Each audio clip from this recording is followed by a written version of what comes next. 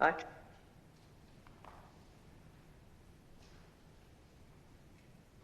Do you live in Calais?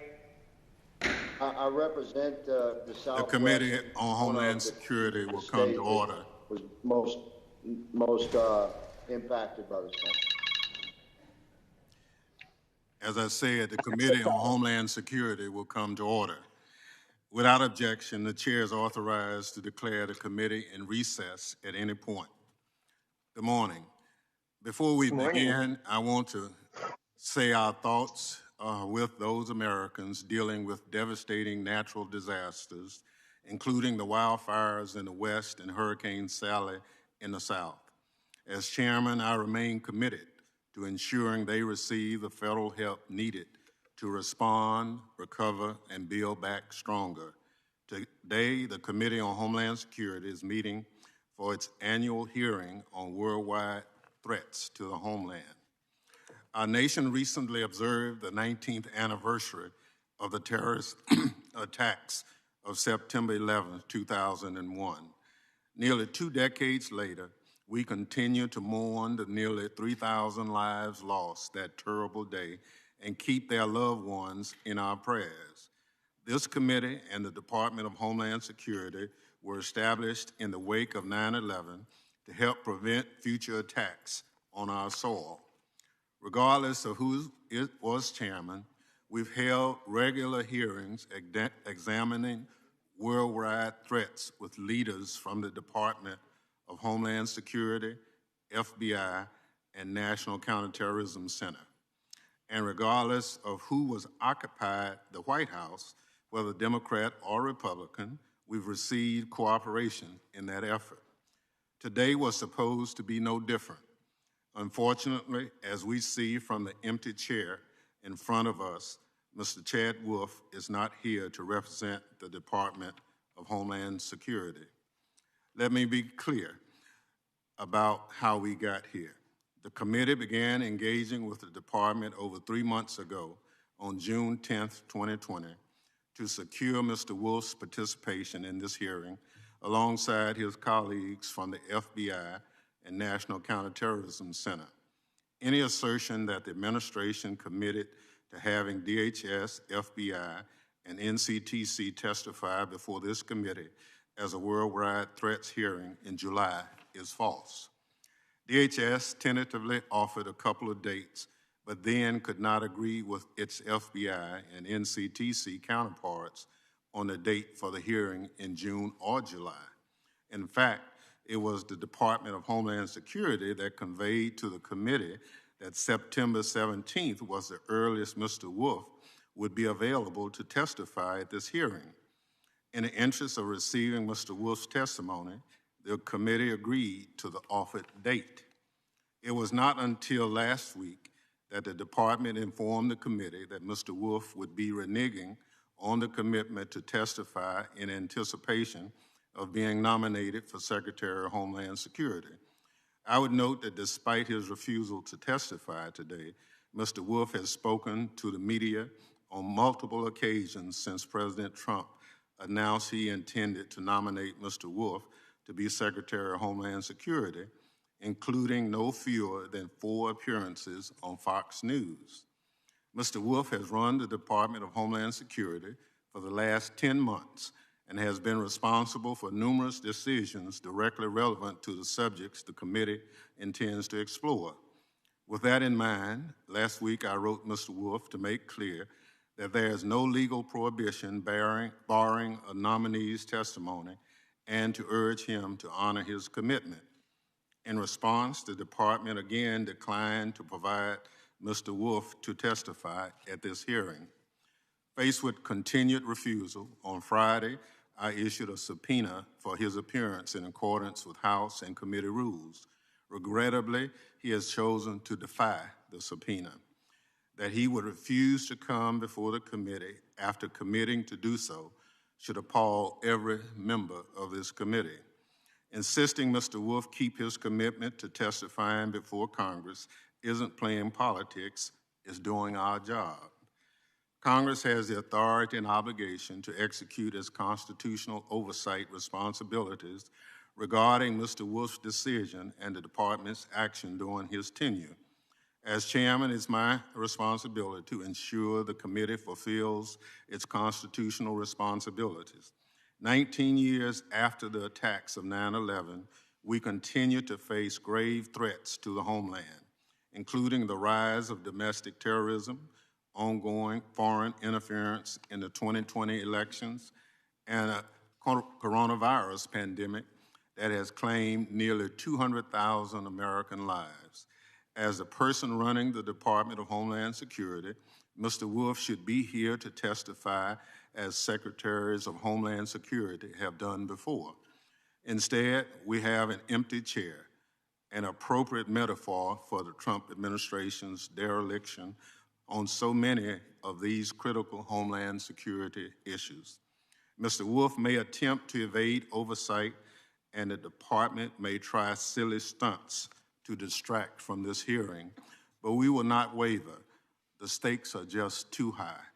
Indeed, former department officials, the administration's own political appointees, are coming forward to sound the alarm that our nation's security is being compromised in favor of the president's political interests.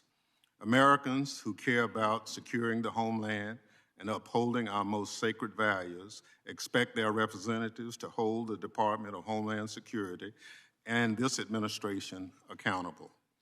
Be assured that under my chairmanship, I will not waver in my commitment to doing so today or in the future. To that end, I'm pleased that Director Wray and Director Miller are here today. I look forward to their testimony and the members' questions. The chair now recognizes the ranking member of the full committee, the gentleman from Alabama, Mr. Rogers, for an opening statement. Thank you, Mr. Chairman. Before I get started, I wanted to acknowledge our newest member of the committee, Mr. Garcia, who I know is going to be a great addition to our committee's work in the future. Since the heinous attacks of September 11th, we have made great strides to thwart global jihadist operations and to stop threats before they reach our shores. However, today, global jihadists are joined by cyber hackers, rival nation states, and transnational criminal organizations. Together, they present incredible new risks to our economy, our safety, and our way of life. Make no mistake, the threats to our homeland have never been more real than they are today. That's why it's important that we as members of this committee understand those threats. It is our job to ensure that DHS, FBI, and our intelligence community have the resources and authorities they need to continue to dismantle terrorist organizations and protect our homeland. I look forward to hearing more about the administration, how the administration is countering the threat from Al-Qaeda, China, and Iran and others who seek to do us harm. Mr. Chairman, I'm also disappointed DHS is not here today. But I want the record to be very clear on why DHS is not represented. It is not the fault of the department or this administration. Acting Secretary Wolf offered to testify before this committee in both July and August. Unfortunately, the majority refused to make either of those dates work. Now, due to his nomination, Mr. Wolf is prohibited from testifying under a policy that's been in place under both Republican and Democrat administrations for decades. Nevertheless, due to the significance of today's hearing, the department offered to have Mr. Cuccinelli testify. He's the second highest ranking official at DHS and perfectly qualified and informed on today's subject matter. And I ask unanimous consent to include his testimony for the record. Without objection. Thank you. He should be here today providing the department's perspective on those threats we face and what DHS is doing to counter them. But instead of having productive hearing with Mr. Cuccinelli, the chairman chose to subpoena and then empty chair Mr. Wolf. This is a political stunt, is huge disservice to our committee and to the public. This is the single most important hearing we hold in this committee. But unfortunately, as with most things this Congress, the majority has chosen to play politics. As a result, the public is being deprived of critical information from DHS. Perhaps that's the real reason why this majority didn't want Mr. Cuccinelli here. Having the public hear about all the good things DHS is doing to protect them might undermine the radical left's latest rallying cry, dismantle DHS. Unfortunately, Director Wray and Director Miller are here. Fortunately, Director Wray and Director Miller are here to provide us with their valuable perspectives. I look forward to hearing from both of you about the threats we are facing. And with that, I yield back, Mr. Chairman. Thank you very much. The committee does not want to hear testimony from the department. Therefore, after Mr. Wolf declined our invitation, we issued a subpoena to obtain his testimony. The so-called standard practice by which the department says Mr. Wolf cannot testify is the administration's own self-imposed limitation. I also note that this is an administration whose respect for so-called precedents and even laws is highly situational. If the minority wanted to hear testimony from Mr. Cuccinelli, they had every right to invite him to appear as their witness at this hearing today. I'm not aware of the minorities requesting his testimony. Other members of the committee are reminded that under committee rules, opening statements may be submitted for the record. Members are also reminded that the subcommittees will operate according to the guidelines laid out by myself and ranking members in our July 8th colloquy. I welcome our panel of witnesses. Our first witness is the Director of the Federal Bureau of Investigation, Christopher Wray. Director Wray began his law enforcement career in 1997, serving in numerous positions at the department before assuming his current role in 2017. Next, we have the Director of the National Counterterrorism Center, Christopher Miller. Director Miller served in the United States military from 1983 to 2014 and in numerous civilian national security roles before assuming his current position. Without objection, the witness's full statement will be inserted in the record. I now ask each witness to summarize his statement in 5 minutes or the best you can do within that time, beginning with Director Wray.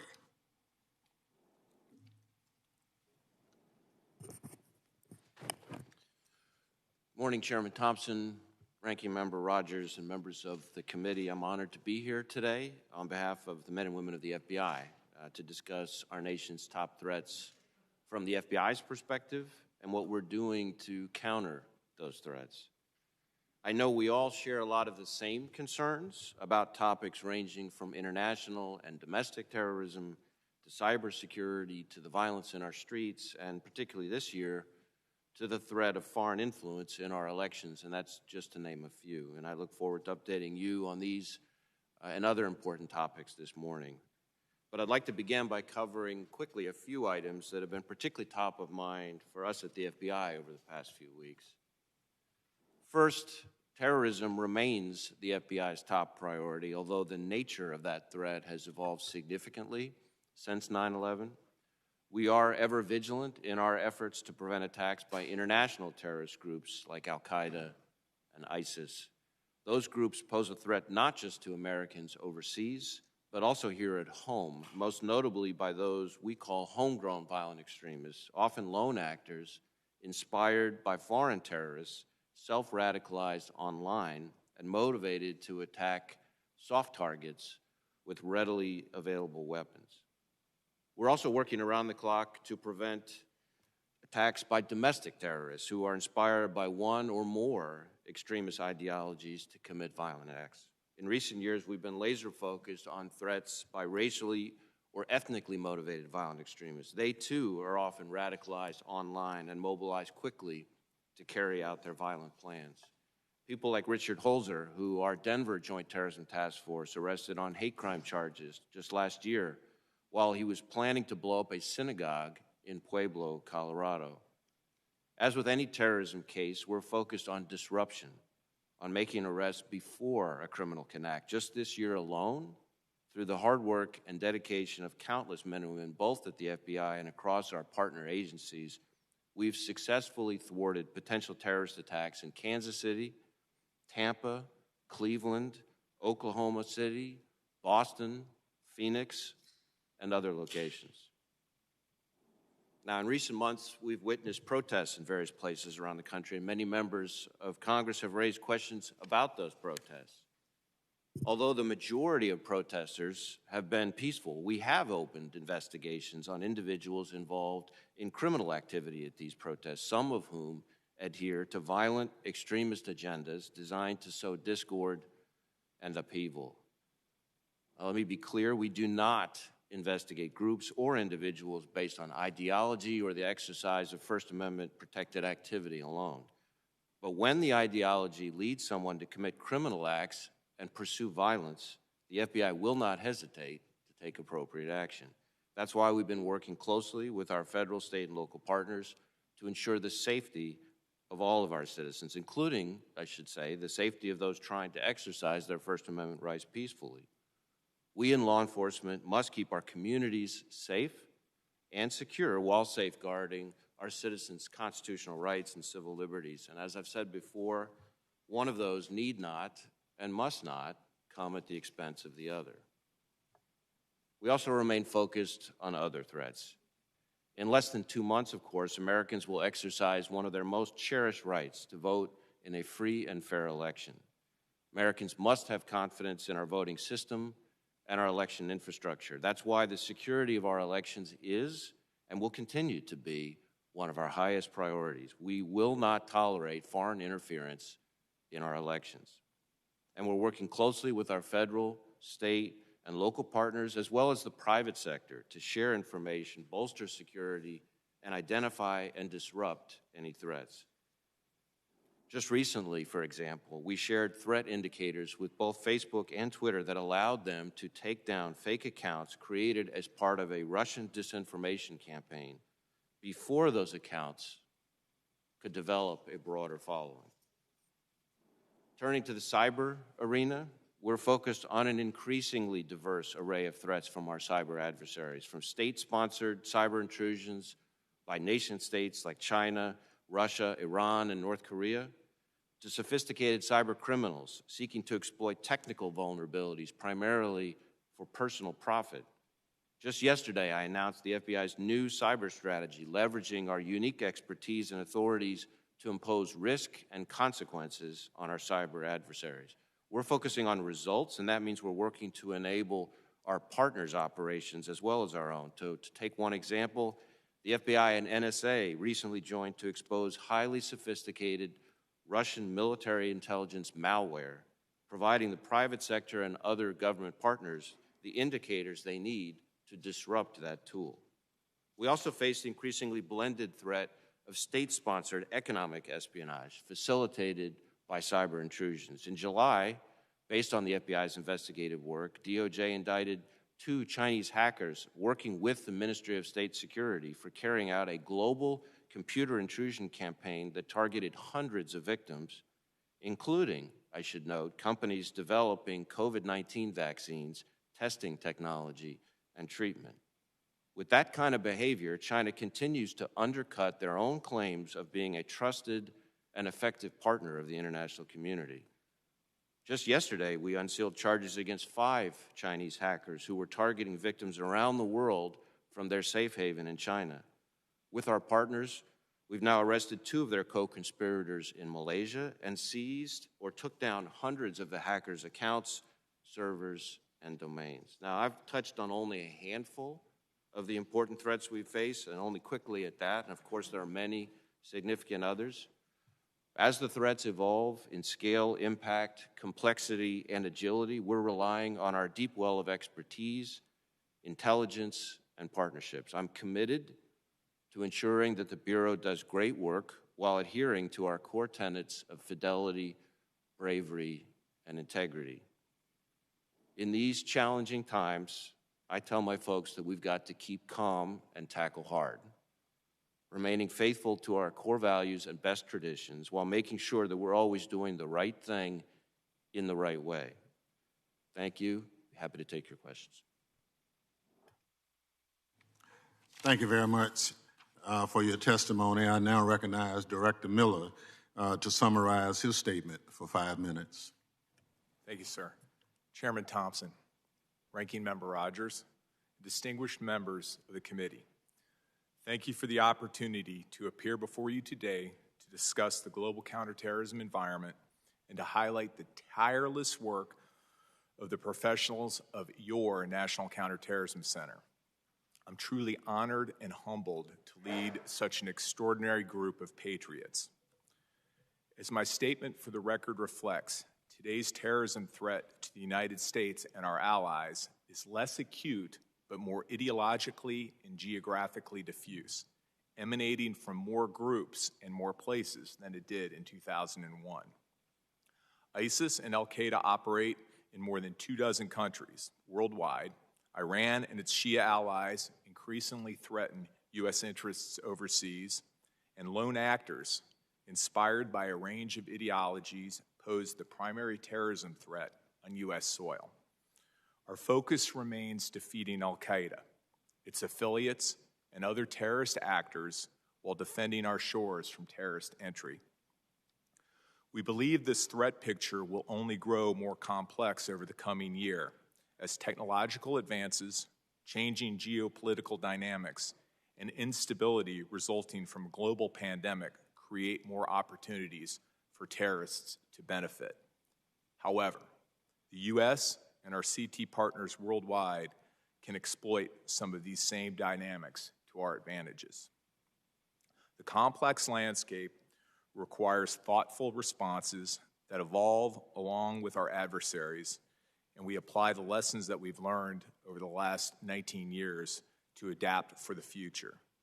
At the National Counterterrorism Center, we are innovating new ways of doing business to ensure we are best aligned to connect the dots amid a flood of ever-changing information. Through technological innovation and organizational realignments, we are positioning ourselves to mitigate the threat of today and preempt the threat of tomorrow. To do this, it will require greater resources to enrich our terrorist identities analysis and enhance our ability to detect and prevent terrorist travel to the United States. We also will need to invest in new data science and information technology solutions to optimize how we harness information available from our interagency partners to combat the threat. In addition to adaptability, an evolving terrorist threat requires vigilance, especially as other national security priorities eclipse counterterrorism in prominence and the U.S.'s physical footprint in key jihadist theaters shrinks. We believe that the changing national security framework and priorities only reinforces NCTC's mandate to serve as the government's lead agency for counterterrorism threat information and analysis. As our interagency partners work diligently to allocate resources to address the full scope of national security challenges, we remain focused, laser-focused, on leading the government's CT enterprise to guarantee that we maintain relentless pressure on terrorist networks and preclude them from creating sanctuaries from which they can plot and project combat power. That is the central lesson learned from our 19 years of experience in this global war on terror. Nearly 2 decades after 9/11, it is now more important than ever that the NCTC remains positioned to lead the fight against terrorism by building on its legacy of vigilance and adaptation to prepare for the future. I am confident that our integrative and agile model has revolutionized how the U.S. addresses transnational threats. Our approach is a no-fail mission and is one that remains worthy of emulation across the federal government. But perhaps most importantly, it has allowed us to uphold our sacred commitment to protect and serve the American people. In closing, thank you again for the opportunity to appear before you today, and I look forward to your questions. I thank the witnesses for their testimony. I remind each member that he or she will have 5 minutes to question the panel. I'll now recognize myself for questions. Director Wray, can you, for the sake of the committee, identify what organizations propose the greatest threat from a domestic standpoint here to the homeland? Is it right-wing extremists, or is it left-wing, or what does your reports reflect? Mr. Chairman, we assess that the greatest threat to the homeland, to us here domestically, is not one organization, certainly not one ideology, but rather lone actors, largely self-radicalized online, who pursue soft targets using readily accessible weapons. And those include both domestic violent extremists of a variety of sorts, as well as homegrown violent extremists who are motivated by foreign, jihadist type sources. Those two groups, those two categories as a whole, provide the greatest challenge and threat to us here at home, partly because, and you've often heard the expression in the past, the importance of connecting the dots. Well, if you compare the threat I just described to these sort of al-Qaeda sleeper cells of old, that group, the sleeper cells, you've got a group of people colluding, conspiring, fundraising, planning, preparing, communicating. So there's a lot of dots out there to connect if the intelligence community and law enforcement know where to connect, and it usually occurs over a long period of time. These people, both categories, the domestic violent extremists and the homegrown violent extremists, they don't have a lot of people they're working with. They don't take a lot of planning and preparation. They can go from radicalization to mobilization in weeks, if not days. And so the challenge of connecting the dots, working with NCTC and our other partners, is that much greater because there are that many fewer dots to connect and that much less time to do it. So the time, as the experts say, from flash to bang is that much more daunting. So that's why that's the biggest challenge to us here in the homeland. So when we hear officials say Antifa is the biggest threat on the left, are they being correct?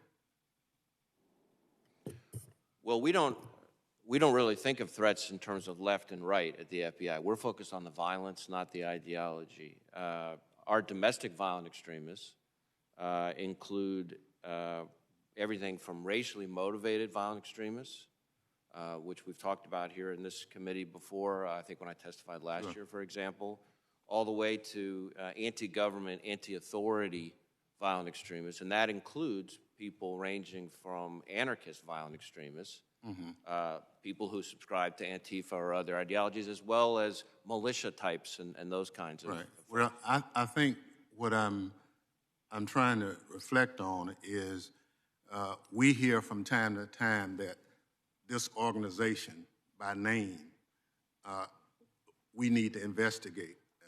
The Secretary designee, if he was here, he would get asked this question, but he's not. He asked for an investigation of Antifa because they were the greatest threat to the homeland.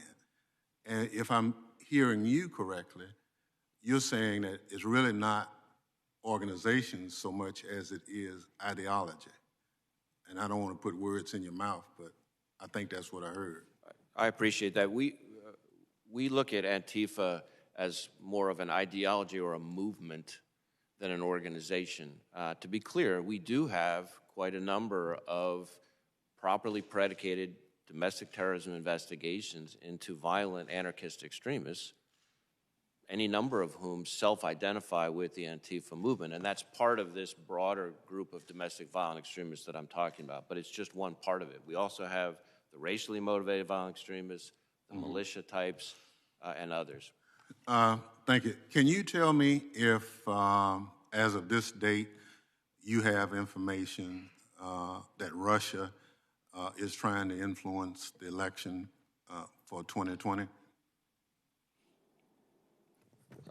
Yes, I think the intelligence community's consensus is that Russia continues to try to influence our elections, primarily through what we would call malign foreign influence, as opposed to what we saw in 2016, where there was also an effort to target election infrastructure, cyber targeting. We have not seen that second part yet this year or this cycle, but we certainly have seen very active efforts by the Russians to influence our election in 2020 through what I would call more the malign foreign influence side of things. Social media, use of proxies, state media, online journals, et cetera, an effort to both sow divisiveness and discord.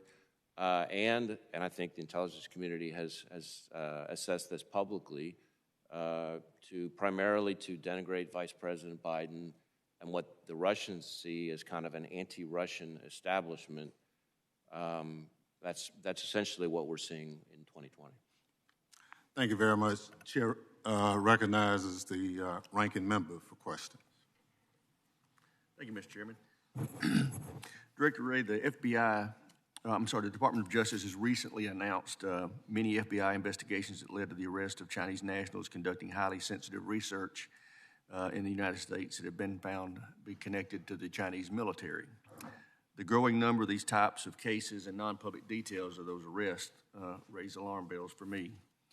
I'm introducing legislation this week to address China's efforts to circumvent our existing vetting procedures and take advantage of our open and world-renowned education research institutions, particularly those that are taxpayer funded through government grants. What is the significance and the prevalence of this threat? I'm sorry, I couldn't hear the very end of your question. The Chinese nationals who are using our educational facilities for their research and stealing our intellectual property. What's the threat, the significance of it in your view? So the Chinese view themselves as in an international talent war, and they recognize that American innovation and research is the envy of the world and frankly the envy of China. And when they can't innovate and research themselves, they send people over here, in some cases legitimately, but in many cases not, who engage in intellectual property theft, taking information, American research, and bringing it back to China to advance China's national security goals, which has the perverse effect, since a lot of this research is taxpayer funded, as essentially the perverse effect of having American taxpayers funding China's advancement at our expense. What can Congress do to help you combat that threat? Well, certainly we appreciate the Congress's allocation of resources to our counterintelligence efforts. That's an important part of it. I think I publicly acknowledged that the FBI now has over 2,000 counterintelligence investigations related to China, by far the biggest chunk of our counterintelligence portfolio. And we are opening a new Chinese counterintelligence investigation about every 10 hours. Wow. And so the scope and scale of this threat is really breathtaking.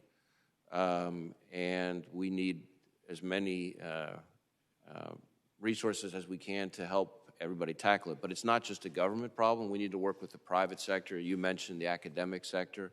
I will tell you I'm very encouraged by the response we've gotten from both the private sector and, frankly, the academic sector lately. I think people in this country are starting to wake up to the threat and voluntarily undertaking appropriate measures. So the Congress can be very helpful in kind of raising awareness, both when you're all at home in your districts, but also through your work here in Washington in highlighting the importance of the threat and communicating, in effect, back to the Chinese that this is an issue that it's bipartisan, that all Americans care about, and that we're not going to tolerate anymore. So you do believe that the academic sector is sensitive to this? Well, yes. It varies, I will tell you, significantly from university to university about how sensitive and how cooperative with us they've been. But I think this is, frankly, one of the bright spots over the last couple of years. We've had quite a few universities. I've been to all 56 FBI field offices, and I will tell you I'm struck by the number of offices where universities that 3 or 4 years ago wouldn't have wanted an FBI agent anywhere near campus, to some that now have office space set aside for our people. And I think that's it's not just because they're idealistic and believe in the country, I hope, but rather it's recognition that the information that's being stolen is their information. So it's about protecting their research, their professors, their hard work, frankly. And I think the more of that we can have, the better off we'll be, because the FBI certainly can't tackle this alone. Right. Thank you, Mr. Chairman. I yield back. Thank you very much. Chair recognizes the young lady from Texas, Ms. Jackson Lee.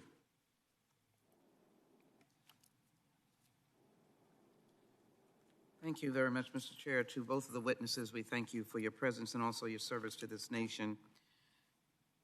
Director Wray, the FBI on May 30th, 2019, issued the Intelligence Bulletin on Anti-Government Identity-Based and Fringe Political Conspiracy Theories, very likely motivate some domestic extremists to commit criminal, sometimes violent activity. I think you focused or made the point today in your testimony that you act more toward the ideology, or you don't investigate ideology. You are determined to assess the threat to the United States.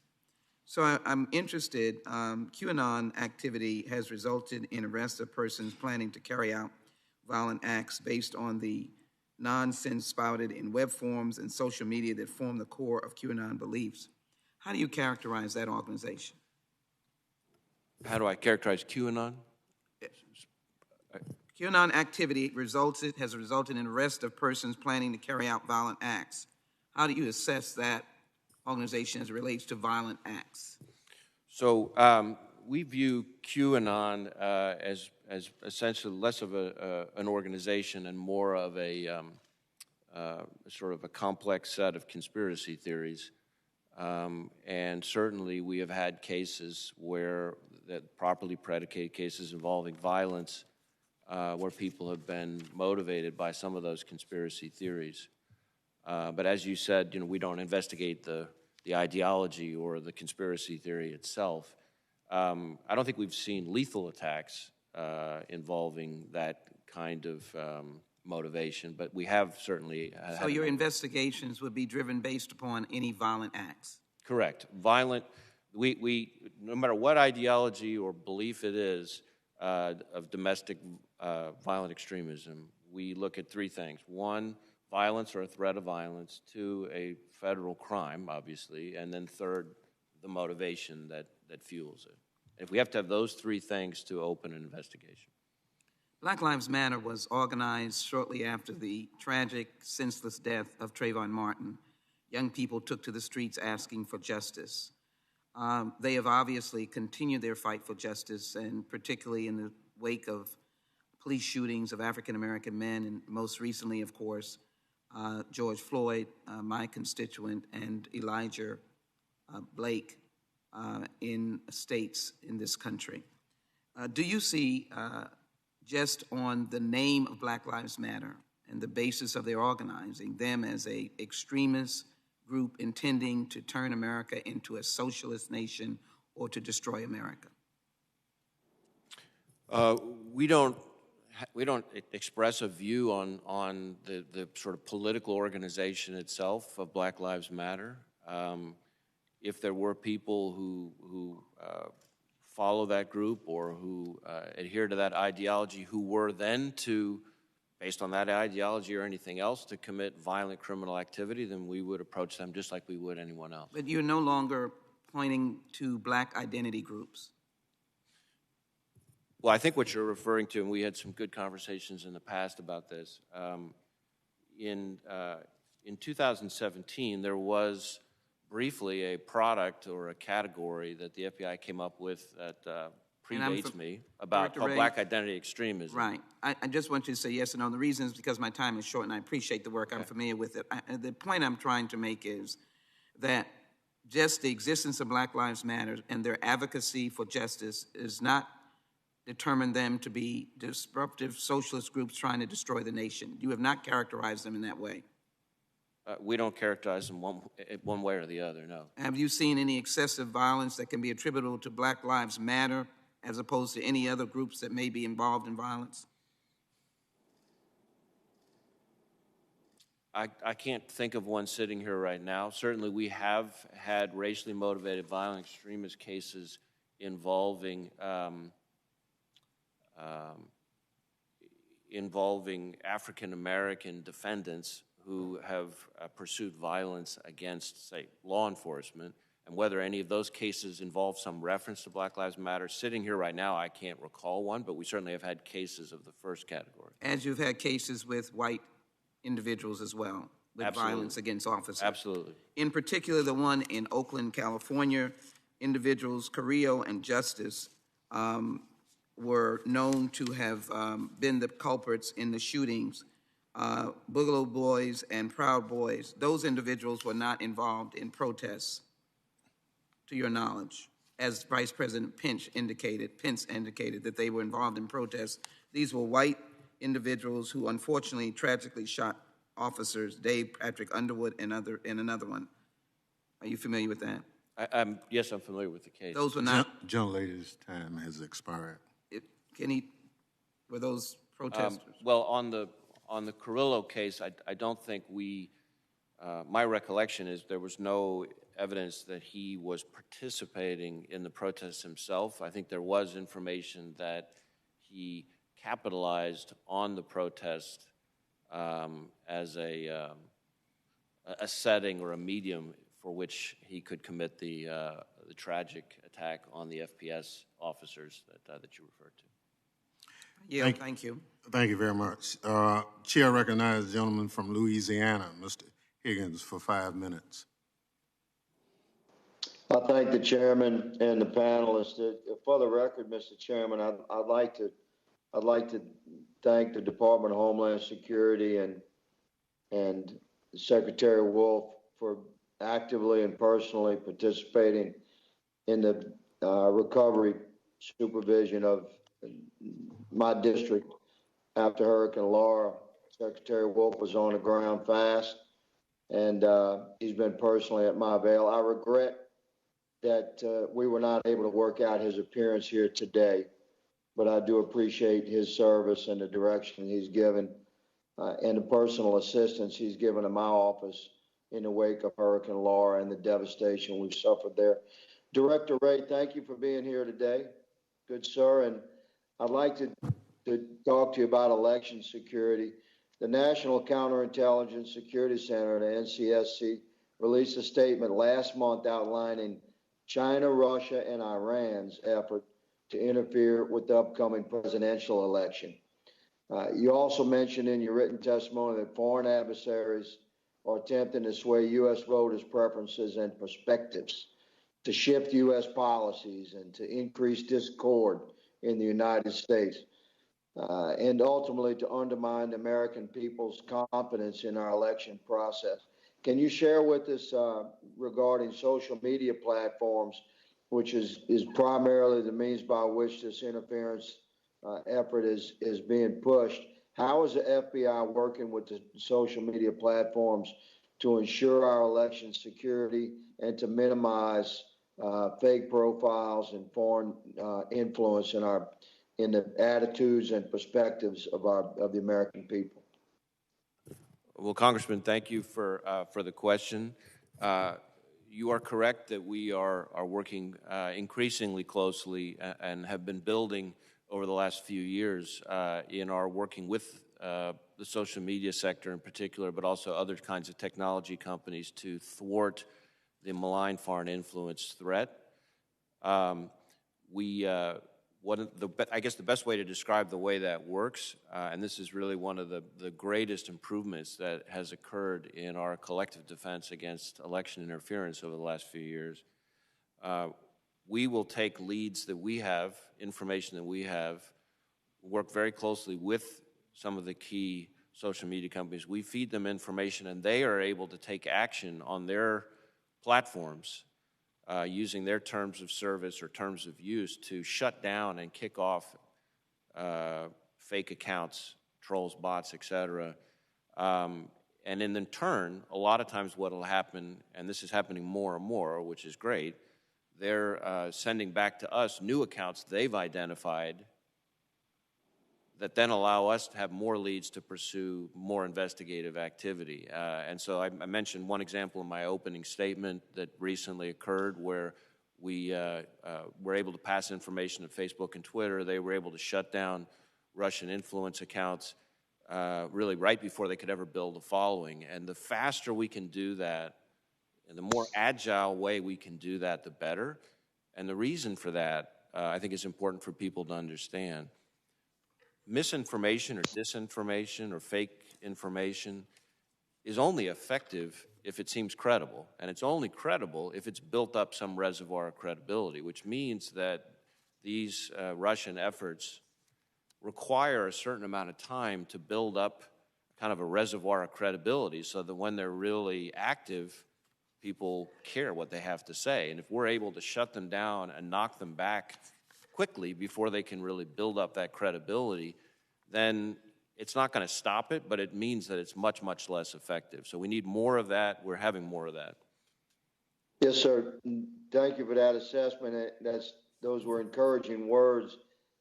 Can we conclude, based upon your perspective, Director Wray, that the FBI does have an ongoing and functional relationship with the social media platforms to deter or to dismantle ultimately individual efforts by foreign nation states to sway the perspectives of the American people and to ultimately influence our elections? Are you comfortable with the kind of relationship and communications you're having with the social media giants? Well, I guess the best way I could answer that is to say I tend to be ambitious for the organization and for the country, and so I think there's always room for improvement, and I'm always impatient for more progress and more improvement. But certainly the strides that we have made at the FBI working with some of those companies over the last few years has really been very encouraging, and I think we're making great progress. I'd like to see more progress, including from them, but we're moving in the right direction for sure. Gentlemen's Thank time. you, sir. Mr. Chairman, my time has expired. I yield. Thank you. Chair recognizes the gentleman from Rhode Island, Mr. Langevin, for 5 minutes. Thank you, Mr. Chairman, and I want to begin by thanking Director Wray and Director Miller for your presence here today and for your testimony. Hearing from our nation's top law enforcement and Homeland Security officials on the enforcement of Homeland Security officials on the threats facing our country is of paramount importance to the American people. And I'd also like to note my profound disappointment that Mr. Wolf has declined to join you, and I associate myself with the chairman's remarks earlier on that topic. Director Wray, let me begin with you, and let me start on the topic on the Solarium Commission, in which I served as a commissioner, as did you. I want to thank you for your participation on the commission, as well as that of Deputy Director Bodwich on this commission. I'm very proud of the collaborative work that we did in developing recommendations, many of which I'm optimistic will become law by the end of the year. What are your observations, Director, on the final report, and which recommendations do you consider most pressing? Well, first let me say I appreciated the opportunity to serve on the commission, and I commend my fellow commissioners, especially you and Senator King and others, for really pushing this topic before, hopefully, we have some truly apocalyptic cyber crisis in this country, and for not shying away from some very hard issues. I think there are several recommendations in the report that we really would think would benefit our cyber investigative and intelligence missions, and I think the Commission was on the right track on that, including, in particular, really highlighting and encouraging the government to double down on our national cyber joint investigative task force, the NCIJTF, that sort of brings a whole of government approach to the importance of attribution, which is so key. You also, I think the commission also highlighted a number of statutory gaps and inconsistencies. There's references to the need to update, for example, the pen register and trap and trace statute. There's references to administrative subpoena authority for computer intrusion cases. Those are a few things that jump out at me. Certainly, the highlighting. That's good. My time is short, so let me jump to another topic. I also want to highlight the joint collaborative environment to allow analysts across government and the private sector work together, produce cyber threat intelligence products. So that's another important one. But let me turn to elections because this is a very important topic. We only have about 7 weeks to go until the election, and early voting begins Monday, and misinformation and disinformation from foreign and domestic actors are widespread, and we've discussed some of this topic already this morning. Director Wray, who is responsible for coordinating election security across the interagency? And to put it bluntly, who is in charge? And I also want to know who is responsible for coordinating efforts to combat election-related misinformation and disinformation. But take them in order there. So the FBI takes the lead on malign foreign influence domestically, and we work closely with, through our Foreign Influence Task Force. We have people from NSA, for example, on our task force. We work very closely, as I mentioned a few minutes ago, with the social media companies, and that's a really almost daily engagement. And we engage through the Foreign Influence Task Force really every day, especially in the current run-up to the election, in the interagency on the malign foreign influence piece. Who would you say is in charge at the interagency? I'm sorry? Who would you say is responsible for coordinating across the interagency? Who's in charge? Well, we all work together, just as we do against the terrorist threat. It's an interagency process. We take the lead on the malign foreign influence threat. DHS takes the lead on the election infrastructure hardening. ODNI takes the lead in terms of coordinating the intelligence analysis that comes out of it. And who's responsible for combating the election-related misinformation, disinformation? I think the FBI takes the lead in combating that. Well, this is, I appreciate your answer, your perspective. I know my time has run out, but I will say this really underscores the need for a national cyber director so that across response, we have someone that is identified as the person in charge. Working together is important. I highly support a collaborative environment, but also having someone in charge is essential. I know my time's expired, Mr. Chairman. I'll yield back at this point. I'll have other questions for the record. Thank you very much. Chair recognizes the young lady from Arizona, Ms. Lesko. Thank you, Mr. Chair, and thank you both of you and all your employees for the hard work you do protecting our nation. Director Wray, when do you plan to declassify the 302s that were produced regarding the Ukraine election interference in the 2016 election? I don't have an update for you on the timing of any specific declassification document, but I'm happy to see if there's information we can provide back to your office as a follow-up. Thank you. And Director Wray, as you know, IG Horowitz identified numerous major errors in the FISA court application process under the Obama administration's, I would classify it as spying on the Trump campaign. And so what status are we at in cleaning that whole process up? So I appreciate the question. Let me say first that I think that report describes conduct that I consider unacceptable and unrepresentative of who I know the FBI to be as an organization.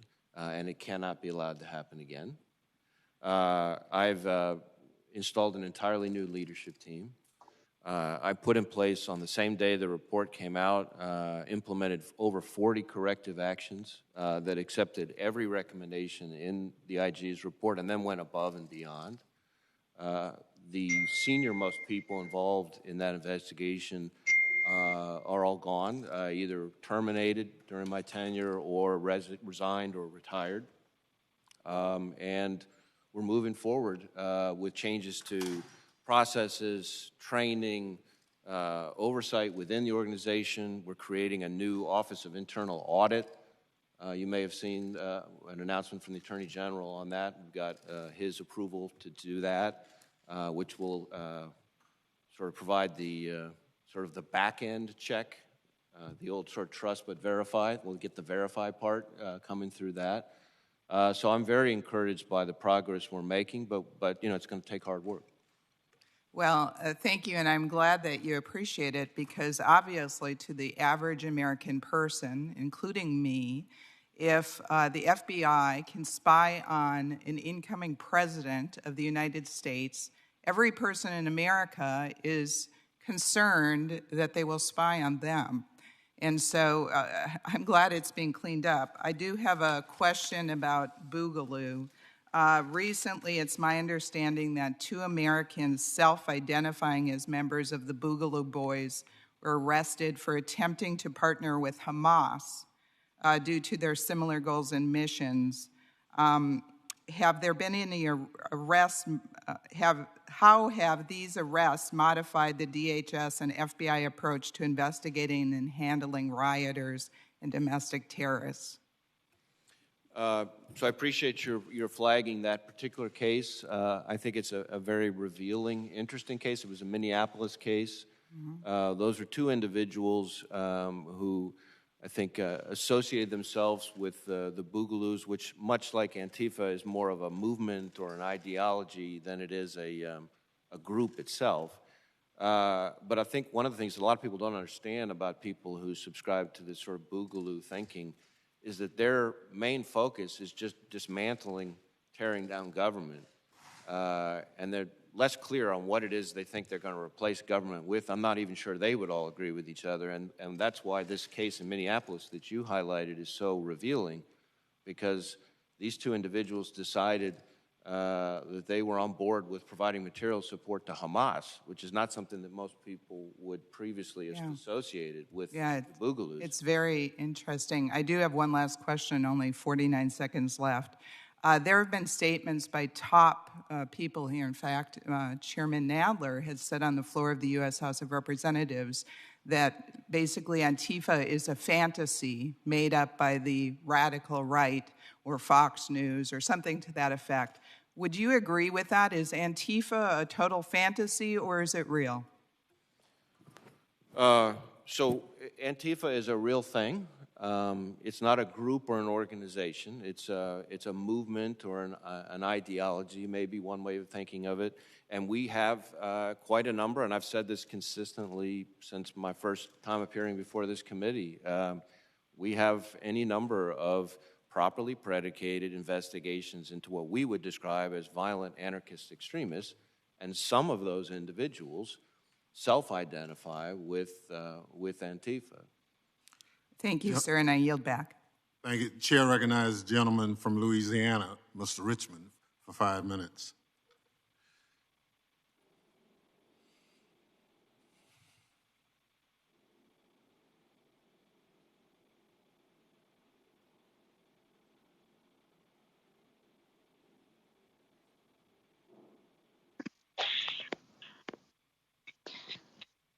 Thank you, Mr. Chairman. Mr. Chairman, let me just express how disappointed I am that DHS is not here. Although, you know, there are real things that we need to know, especially in Louisiana from DHS. We have wildfires, we have hurricanes. We need to know if FEMA has the funds to help our American citizens whose lives have been turned upside down. For those people in Lake Charles, Louisiana, that are in shelters in surrounding cities like New Orleans, we need to know what's FEMA's plan Does DHS has the funds? Have the funds been moved over to build a wall? Now, look, fortunately for New Orleans, we were escaped this time from major damage. However, because of what Congress did for us after Hurricanes Katrina and Rita, we continue to pay it forward.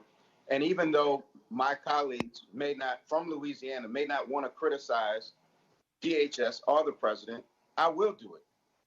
We have people who are very vulnerable now, and we need to know what's the federal government's plan, the amount of money they have, and for DHS not to be here is sad. Let me start, Director Wray, really quick. You talked about movements and ideologies, but Black Lives Matter is more of a principle and an organization.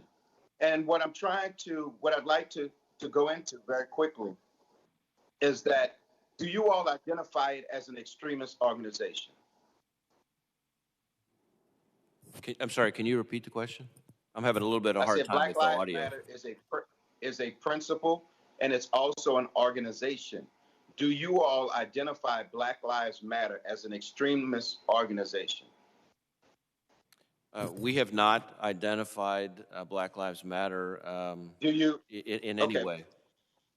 Do you identify the organization as a violent organization or a threat to peace? We have, as I said, we have not identified the organization in any way. We don't, unlike on the international terrorism side, the foreign terrorist side, there is no mechanism under U.S. law for us to, and we don't identify domestic organizations as anything really. Well, Director Wray, I know that you hear all the time this whole mantra of law and order. And what I'm trying to do is get you to give some clarification, because things may get silly, dangerous, or foolish. And so my example would be posting on social media a comment that if armed Black people come to my city, I will drop 10 of them. That is dangerous rhetoric, especially when we see people exercising their right to carry arms that are white and that are Black. And for people to assume that the ones that are Black are a threat, that they can publicly say, I will drop 10 of you, is concerning. And I know that you, as one of our top law and order officials, should have some concern about that rising level of rhetoric and agitation. Well, we are, I think, are very concerned about violence of any kind, including violence that deprives citizens of their constitutional rights and civil liberties. And certainly one of the concerns that we have amidst all the current unrest is a growing trend of protest begets counter-protest, begets violence against one side against the other. And so there's sort of this increasing phenomenon of individuals attacking each other in addition to attacking law enforcement, and that's not good for anybody. Thank you, Director Wray. And really quickly, a lot of my mayors have called me from around the country that are saying, wait, the violence in the streets, the chaos, and the destruction of property, people are assigning to Black Lives Matter. And from our experience, what we're seeing is that is, in fact, not Black Lives Matter. Would you agree with that statement? I don't think I would characterize it the way you're hearing. Certainly, I guess what I would say is, from one city to another, from one night to another, who's committing violence and destruction of property varies widely. Sometimes, certainly from city to city, sometimes from night to night. I think in general what we're seeing across the country are sort of three groups, right? One is, three categories is maybe a better way of putting it. One is peaceful protesters, lawful peaceful protesters. A second is sort of what I would call criminal opportunists, people engaged in kind of state, local, low-level vandalism and looting and things like that. That's criminal activity, needs to be addressed largely as state and local matter. And then there's a third category, which is the most dangerous, and those are the people engaged in arsons of police vehicles, throwing of Molotov cocktails, those kinds of things. That's the group that we, FBI, are most focused on, most concerned about. And those groups are motivated by a wide variety of ideologies and agendas. Thank you, and I see my time is I yield back, Mr. Chairman. Thank you. Chair recognizes the gentleman from Pennsylvania for 5 minutes, Mr. Joyce. Thank you, Mr. Thompson. Thank you, Director Miller and Director Wray, for this important update on worldwide threats to our homeland. Director Wray, are you seeing a coordinated effort from radical anarcho left-wing organizations who are currently perhaps targeting law enforcement officers? Well, as I said a few minutes ago, the violence varies widely. Much of the violence that we're seeing, it does not appear to be organized or attributed to any one particular group or even movement. That doesn't make it any less serious or criminal or unacceptable. Now, we are seeing in certain pockets more kind of regionally organized folks coalescing, often coordinating on the ground in the middle of protests, in terms of tactics and things like that. And that is some of the most dangerous activity, because that's often what leads to destruction of small business, destruction of government buildings, and particularly concerning to me, assaults on law enforcement and federal law enforcement officials in particular, but not exclusively. We've got case after case of people burning, setting fire, pouring gasoline and setting fire to marked police vehicles. And this is not innocuous activity. And it takes a very, very, very special person to be willing to put his or her life on the line for complete strangers every day, which is what law enforcement in this country does. And even before all this latest activity, the rate of line of duty deaths was alarming. Then you add on top of that COVID, and COVID deaths for law enforcement continue because, of course, law enforcement doesn't have the ability to sit it out. And now we've seen a significant uptick in violence against law enforcement in this country this year. It's up markedly from last year. And the reason I know that, besides just looking at the statistics, is that I made it a practice after becoming FBI director to, every time there is an officer shot and killed in this country, to personally call the chief or sheriff responsible for that officer and express my condolences and support on behalf of the FBI. And I will tell you, we had a stretch just recently, late August, early September, I think it was, maybe even more recently than that, where over a 15-day stretch, I made 7 of those phone calls. That's an officer feloniously killed every other day. And these are people, average age is in their late 30s. They had their whole lives ahead of them. They had families, and it breaks my heart. I applaud you for connecting with local law enforcement when these tragedies occur. You and I realize that these men and women bravely, every day, put on the uniform to protect us. Continuing along this line, has there been any assistance from social media companies to help weed out potential threats when these organizations are using their platforms? Well, somewhat like what I was describing in response to a question earlier on the election influence context or threat, we do have relationships with the social media companies in which, again, in a similar way, they will sometimes detect activity on their platforms and working jointly with us, they will sometimes use their terms of use or terms of service to shut down or kick off those accounts and flag information for law enforcement. So any assistance, I would say yes, some assistance. It varies, a bit from company to company. Some of them devote more resources to that kind of operation which supports law enforcement than others. But we do certainly have a number of engagements with, or partnerships almost, with some of those companies. And finally, do you see any foreign governments attempting to communicate with these organizations or assist any political party within them? I'm sorry, which organizations are we talking about now? With these left-wing organizations, which I think are behind so much of the attacks on law enforcement? Well, I guess I would answer that in two parts. One, we have seen some efforts by our foreign adversaries. I would mention China and Russia specifically, but not exclusively, to sort of piggyback on a lot of the unrest activity that's been occurring as part of the effort, either to sow divisiveness and discord in the case of the Russians, or to try to advance their own narratives, say in the case of the Chinese.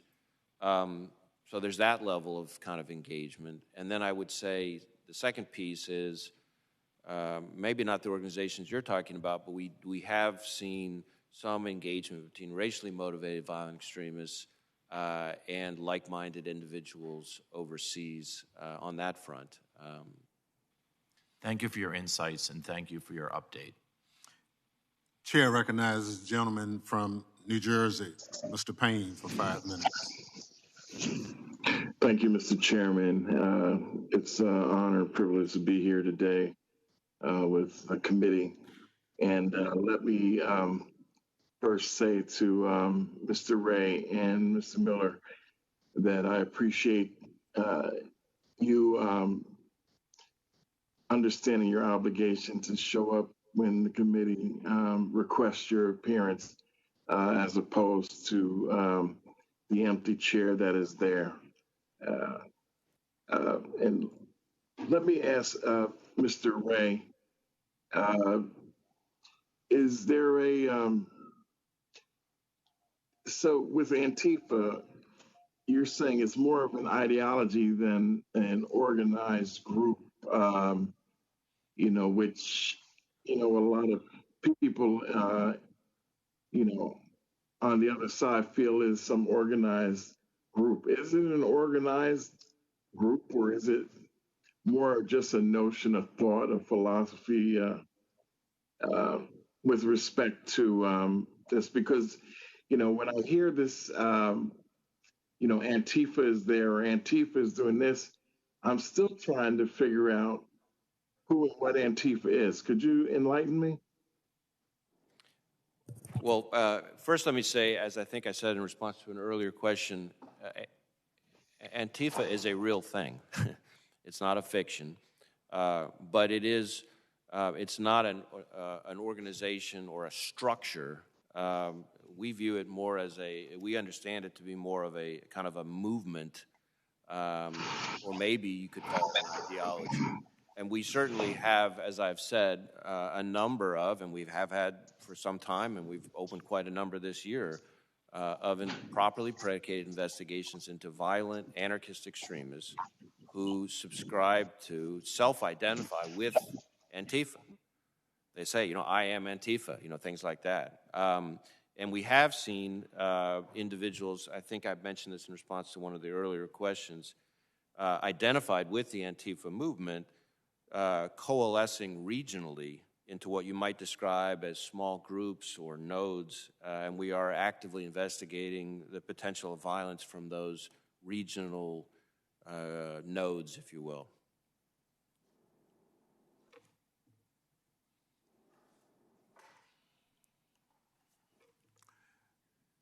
Thank you.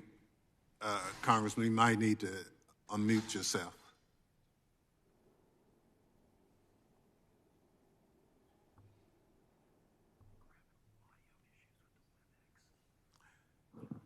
We've been advised that we're having some issues with WebEx right now. We're trying to correct them. We'll stand by.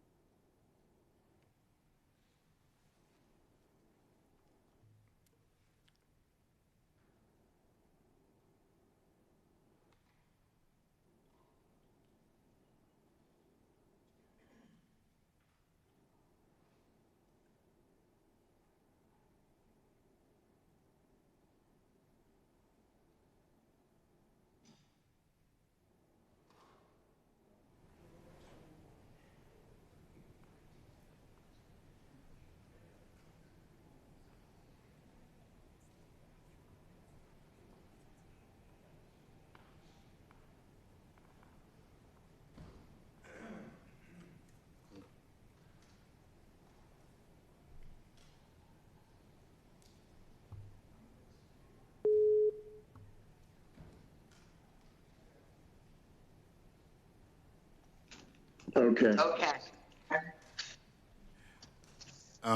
Gentleman from New Jersey may continue. Thank you, Mr. Chairman.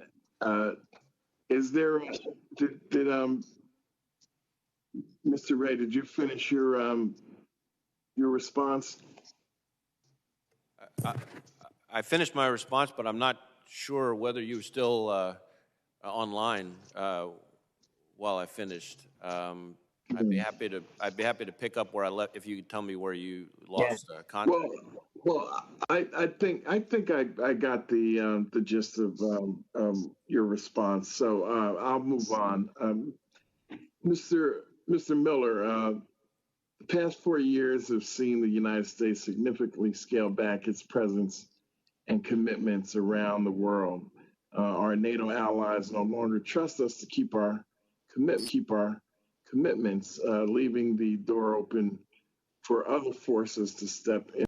And as we've seen time and again, instability leads to violence. Is the National Counterterrorism Center planning for the effects of a global leadership vacuum? Thank you, sir, for that question. I've been so impressed. I've been doing this for a few years, and the most amazing thing is the partnerships we have internationally on the counterterrorism front, and I have seen no degradation in our commitment and our partnerships in that regards. As a matter of fact, oftentimes it's almost one of those. During the Cold War, we said foreign policy ended at the water's edge. It's very much the same way with counterterrorism now. Obviously concerned about drawing back from our commitments overseas, but we maintain a robust, very significant counterterrorism presence overseas, and we have the ability to generate combat power and deploy that forward if there's an enemy, a terrorist group that is in a position to threaten us. Do you believe that the United States is acting as a global leader should? As you noted, we're in a great transformation geopolitically and geostrategically. From the counterterrorism aspect, I talk with all my partners regularly with our Five Eyes, and I feel very confident that we maintain a close relationship and partnership and leadership role. Gentleman from New Jersey's time has expired. Chair recognizes the gentleman from North Carolina, Mr. Bishop. Thank you, Mr. Chairman. I have a doggy in the background. It sounds like first, I'd note that the petty game about who from the Department of Homeland Security testifies today must be amazing to Americans outside the Beltway. This is the annual hearing on worldwide threats to the homeland, and I can't, for one, imagine setting aside that priority in order to engage in a snit with the department about whether Mr. Wolf or Mr. Cuccinelli appears. So we have neither. And in light of that, I'll direct questions, Director Wray, to you. All summer and early fall, of course, we've seen numerous and ongoing riots, looting, property destruction, even serious injuries and killings in cities across the United States. Minneapolis, LA, Seattle, Charleston, Chicago, St. Louis, Washington, D.C., Rochester, Lancaster, and of course, Portland come to mind. And we've seen some media characterize these events as fiery but mostly peaceful, and politicians have dismissed them occasionally as myth. But Americans have seen independent reports and shocking videos, and they keep coming. I don't really understand the thinking of lawmakers who seek perversely to justify this criminality by pointing to the existence of other violent extremists with different ideology. I would think all elected officials would condemn violence regardless of the ideology of the perpetrators, and perhaps especially for ideologies closer to their position on the spectrum. But indeed, as Ms. Lesko pointed out earlier, the characterization of right and left in these things is pretty hard to pin down. In any event, some of these reports, even early on, have suggested that there were pallets of brick pre-positioned in riot areas. We've seen reports of vehicles on scene to facilitate or supply rioters, coordination of activity via social media you made reference to earlier, and interstate travel of rioters to multiple venues. All of these, in turn, suggest a funding source or multiple funding sources. You have made reference, as has the Attorney General, to numerous arrests having been made. Are you investigating sources of funding in support of that criminal activity? I appreciate the question. And certainly we have a number of investigations and are pursuing a number of leads that do things like try to identify networks, travelers, supply sources. We look at repeat offenders.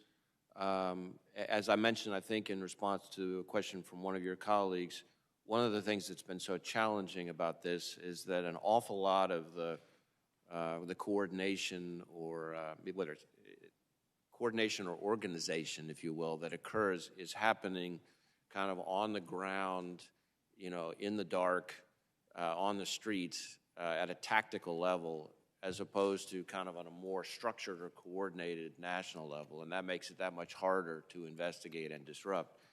But I think it's important for people to understand that although I do agree that the majority of the people out there protesting in general across the country are peaceful protesters, there's no question that the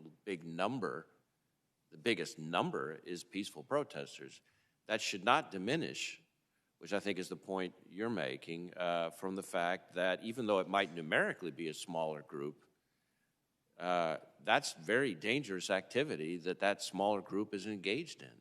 And that's why the FBI is focused, much as your question was, we're focused on the violence, not the ideology. We don't really care left, right.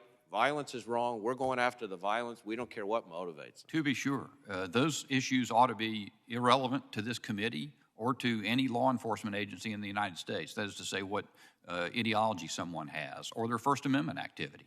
And to say, so that much of that happening is frankly something that we should take no cognizance of. But as to those people who are engaging in violence and destruction, and there have been many, the question becomes, with its proliferation in so many places, is the FBI examining the finances underlying the people who you arrest to see what their Venmo accounts say, to see what the sources of cash are that come to them that they're buying their supplies with and their fireworks that they fire at law enforcement officers? And are you using civil forfeiture laws to disrupt those sources of funding and the like? Well, without reference to any specific investigation, I can tell you that there are any number of investigations in which the source of funding, the source of supply, are things that are of particular interest and the things that we're actively questioning and pursuing leads on. As far as the civil forfeiture piece, I will confess that sitting here right now in the hearing, I can't off the top of my head think of a situation where we've yet been able to use that, but we will use every tool in our toolbox if we think it fits. My time's expired. Thank you, Mr. Chairman. Thank you. Chair recognizes the young lady from New York for 5 minutes, Ms. Rice. Thank you, Mr. Chairman. Mr. Miller, late last month, your boss, the Director of National Intelligence, Ratcliffe, said the Office of the Director of National Intelligence would cease in-person election security briefings to Congress. Then just yesterday, he reversed that decision and said that he will continue to brief the Senate and House Intel committees on efforts to secure the 2020 elections from foreign interference, but will no longer conduct briefings for all lawmakers, citing the need to protect intelligence sources and methods. It's incredibly frustrating that a nonpartisan issue like the security of our elections has been so politicized that members of Congress are now considered untrustworthy of this critical information. It's also particularly alarming that this information is being withheld from members of Congress only weeks after DHS confirmed publicly that Russia was working to boost President Trump, again by discrediting Vice President Biden's health. Will you commit to us that the ODNI will continue to keep all members of Congress informed on election security threats? And if your answer is yes, how do you plan on doing that? Ma'am, with all respect, I don't do election security. I absolutely will provide any information you require, the Congress requires on terrorism matters, but that really is a decision that's been being made at the DNI level. And my center, we just do counterterrorism, ma'am. Well, maybe you can take the message back to your boss, because Yes, ma'am. to say that members of Congress are not worthy to be trusted with this information when it's actually our job to have this information and to have some level of oversight is really disturbing. Yes, ma'am. I'd be happy to take that message back. Thank you. Mr. Wray, recently the Department of Justice and federal partners conducted the largest ever seizure of terrorist organizations' cryptocurrency accounts, seizing in total 300 accounts allegedly used by foreign terrorist organizations like Al-Qaeda, ISIS, and Hamas to fund attacks. Out of this committee, we passed a bipartisan bill that would require DHS to develop and submit a threat assessment report on the use of virtual currencies by terrorist organizations. This version of the bill was included in the NDAA and signed into law just this past December. This case demonstrates the adaptability of terrorist groups who have traditionally used unlicensed money services businesses or other money laundering operations to adopt their terror finance activities to the cyber age. In your opinion, will cryptocurrencies continue to be used by these terrorist organizations on a wider basis? What trends are you and your respective department seeing in this matter?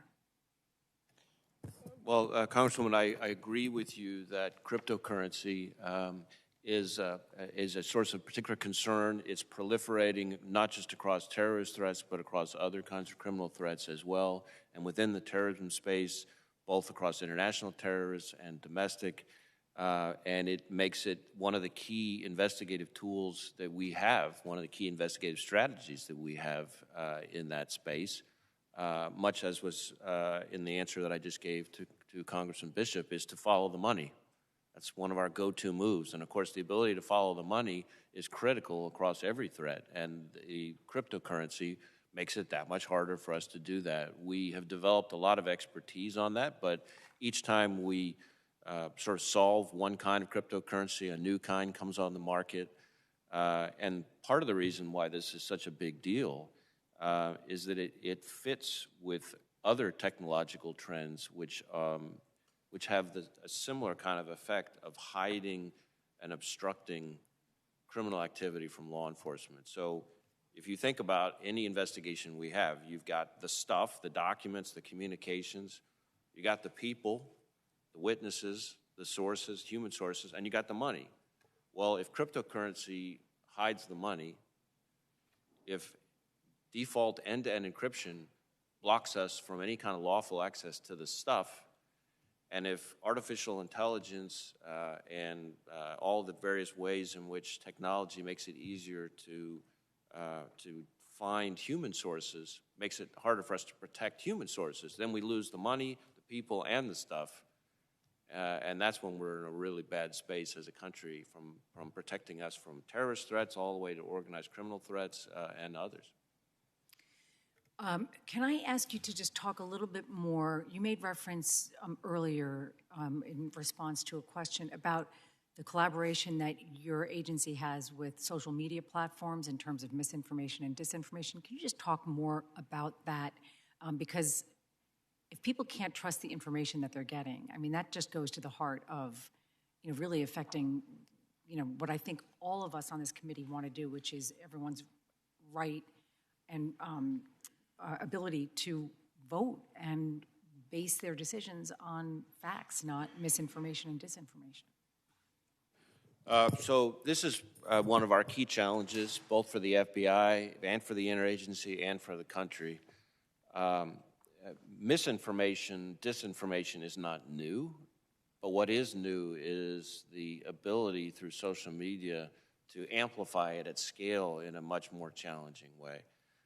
That's why the partnerships with the private sector and with Silicon Valley, the tech companies, et cetera, has become so critical to our efforts. There are things that they can do, and they have resources to take responsibility for things that are happening on their own platforms much more quickly and within greater legal flexibility under their terms of use and terms of service than we could do through law enforcement means.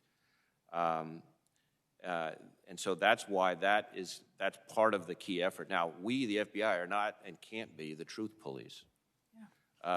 And a lot of people don't understand that is not how we go about deterring misinformation efforts and malign foreign influence efforts. We follow the threat. So if it's the Russians, we follow the Russian actors. If we identify certain accounts, we talk to the social media companies. They take action. But we don't have people sitting on social media trying to find things that look false and then wondering who did it. We go the other way. We look at the actor and then see what they're trying to spread. The social media companies, though, they can come at it in whatever way they want based on their terms of service. And they have resources that I envy sometimes, that they can and should and are increasingly bringing to the fight. It's particularly of concern to us in the election context when Americans make the mistake of getting information about elections themselves from social media. So it's one thing to push out misinformation about a candidate or a policy or something else, but when information gets pushed out about where you go to vote, whether your polling place is open, whether it's closed, that kind of thing, we're trying to make sure Americans know to get information about where and when and how you vote, you need to go to your local election official's website and don't take it from social media. Thank you both for being here today. Thank you, Mr. Chairman. Thank you very much. Chair recognizes the gentleman from Texas, Mr. Crenshaw, for 5 minutes. Thank you, Mr. Chairman. Thank you for moving us into a much cooler room. Yeah, much cooler. Yeah, all right. Thank you, Director Wray, for being here. I'd like to ask you about a number of things, China, Iran, Russia. The thing is I think politically there's not that much daylight between us on these issues. We largely agree on these threats. What there seems to be disagreement over, politically speaking, is the source of the domestic threats that we're facing, the vast amount of looting, rioting, and destruction that's occurred in our country over the last few months. I don't understand why we disagree on these origins, but we do. There's been a lot of peaceful protests. That is absolutely true. There's also been more than 550 declared riots, many stoked by extremists in Antifa and the BLM organization. A recent report indicated between $1 and $2 billion of insurance claims will be paid out. That doesn't even come close to measuring the actual and true damage done to people's lives. Not even close. That's just insurance. We've heard multiple reports of small businesses without any insurance whatsoever. Some of these will never open up, even if they did get insurance payments. And I've heard many members of this body, of this committee, question whether Antifa even exists. Director Wray, earlier you confirmed Antifa does indeed exist, but you considered it more of an ideology than a group, correct? Yes, an ideology or maybe a movement. Okay. That seems to me to be downplaying it. And this is an ideology that organizes locally. It coordinates regionally and nationally. It wears a standardized uniform.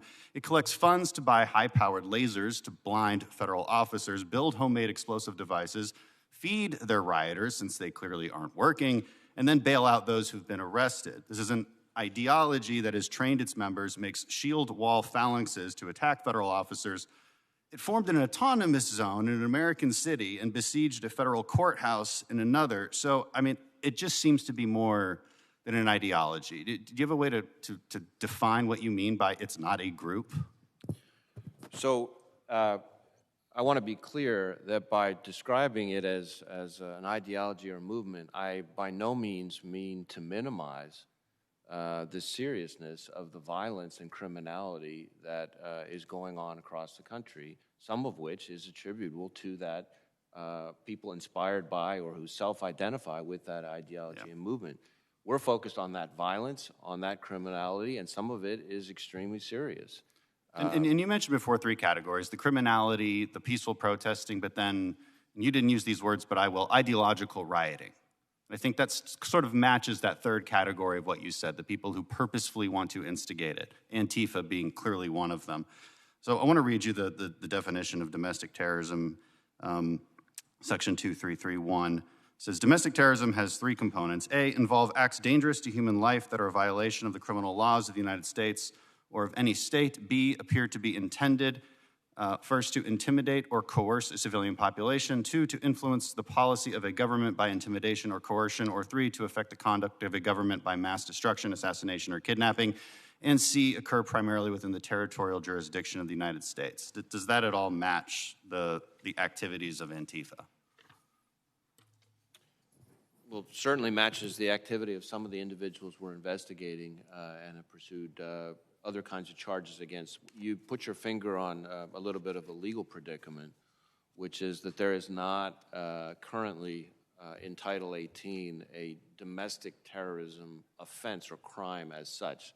There's a definition. It seems pretty specific. Well, there's a definition, but ironically, there's not a, unlike on the international foreign terrorist side, there's not a crime of domestic terrorism that you can charge. So typically, we, in domestic terrorism cases, including of the sort you're describing, we're pursuing explosive charges, firearms charges, rioting charges you mentioned, or other. Are you prevented from, say, following the money, following the websites that these groups are clearly organizing? Again, it seems strange to me that we can't call it a group.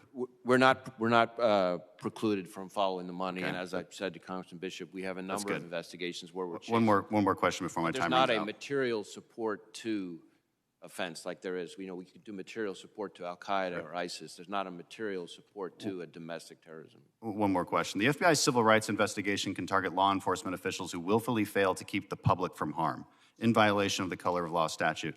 Does that apply to mayors and city councils who have restrained their police departments, such as Mayor Wheeler in Portland, Mayor de Blasio in New York, and the Minneapolis City Council? Well, respectfully, I think that's a legal question that I would want to defer to the Attorney General and Department of Justice on whether that would apply there. Thank you. I yield my time. I think the chair recognizes the gentleman from California, Mr. Correa. Thank you, Mr. Chairman. I want to thank our witnesses today, Director Wray, Director Miller, for being here today. I want to thank all the good folks that work under you in your agencies for keeping us in this country safe and keeping our families safe as well. And I thank you, Mr. Chairman Thompson, also for holding this most important hearing. And your focus today is the central topic of this Homeland Security, which is keeping this country secure. One of the purposes of this committee is to assess international as well as domestic threats to this country.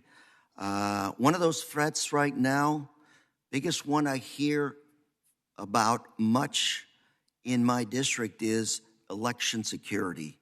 But not only are foreign actors threatening to, again, interfere with our election, but there's a lot of concern in my district about peaceful transition of power in this country. That's been the hallmark of our democracy. And a lot of my constituents are concerned that if President Trump loses in November, he will not relinquish power and he will try to stay in office. I'm reminded of Al Gore, who lost the election in the year 2000 by a ruling of 5-4, United States Supreme Court. I'm saddened that Mr. Wolf is not here today because I wanted to ask him a few questions, yes or no. And what I really wanted from Mr. Wolf was I wanted to ask him to make the same commitment as General Mark Milley, the chairman of the Joint Chiefs of Staffs, made. And I'm going to quote him, open quote. And General Milley said, "I believe deeply in the principle of an apolitical U.S. military. In the event of a dispute over some aspect of the elections, by law, U.S. courts and the U.S. Congress are required to resolve any disputes, not the military, and I foresee no role for the U.S. Armed Forces in this process." And I was hoping that Mr. Wolf would also take that pledge. And Mr. Chairman, since he's not here, I'd like to submit for the record that these questions in writing, and hopefully you can get them to him and he will respond to them. Without objection. And gentlemen, I have a question for both of you. Sometime in mid-August, the Senate Intelligence Committee released its fifth and final version, or volume, I should say, regarding the Russian interference into the 2016 election. That Senate report found that Manafort passed sensitive campaign information to Russian intelligence officers. And my question to both of you is, are you monitoring to make sure that it's not only foreign interference into our elections, but rather that campaigns here in the U.S. are not trying to ask or solicit foreign support by foreign countries of domestic campaigns? Question. Well, certainly we pursue what I would call foreign influence investigations, both with respect to election interference in the sense that that was described in the Senate in the CICI report, but also in terms of political corruption or illegal campaign financing cases and things like that. Some of those are criminal investigations. Some of those are even counterintelligence investigations in certain scenarios, I can imagine. So we certainly have a number of people working on those kinds of matters, and that's a threat that we take very seriously as part of our overall effort to protect not just our elections, but our democracy from foreign interference and influence. Mr. Miller? Sir, in accordance with statute, that's beyond the remit of the National Counterterrorism Center. We focus on linkages of international terrorist organizations into domestically, but have no role in that, and I'm not completely familiar with all the ins and outs, sir. I'm running out of time. Very quickly, Mr. Miller. Then, under your definition of terrorism, how does the concept of foreign interference of our elections, foreign manipulation of our democracy fit into the concept of terrorism? Sir, we focus on acts of violence committed against American citizens to affect political change from an international context only. When you talk about influence and whatnot, that's a different category that doesn't fall within our remit, sir. The Chairman, I'm out of time. I yield. Thank you very much. Chair recognizes the gentleman from New Jersey for 5 minutes, Mr. Van Drew. Thank you, Chairman. Thank you all for being here today. Just very briefly, I wanted to go back to the Antifa issue. So if we have an organization that is able to communicate among different counties, different states, different areas, different cities, is able to organize when Black Lives Matter also organize at the same time, advertises for people to help them and they will pay them, feeds them, as was said so eloquently before, and takes care of them. That, to me, would be more than just a loosely knit group of people. I mean, I guess we want to define this a little bit, that there, in my mind, there is Antifa, there's a group or individuals that control Antifa and have some authority over it, and it is to some degree, without question, organized. Would you agree with that? Well, I think what I would say is that we have seen folks who subscribe to or self-identify with the Antifa movement who coalesce regionally into what we refer to or think of as more as small groups or nodes, and they're certainly organized at that level, those individuals. Not to interrupt you, yeah.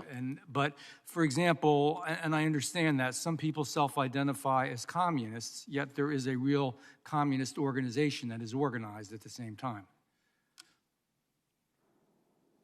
Right. I think I'm not sure I'm seeing the rest. So what I'm saying to you, maybe to clarify a little bit more, is just because some people self-identify doesn't mean that there is more of an organizational aspect to this, that there's something out there that deserves a very thorough investigation.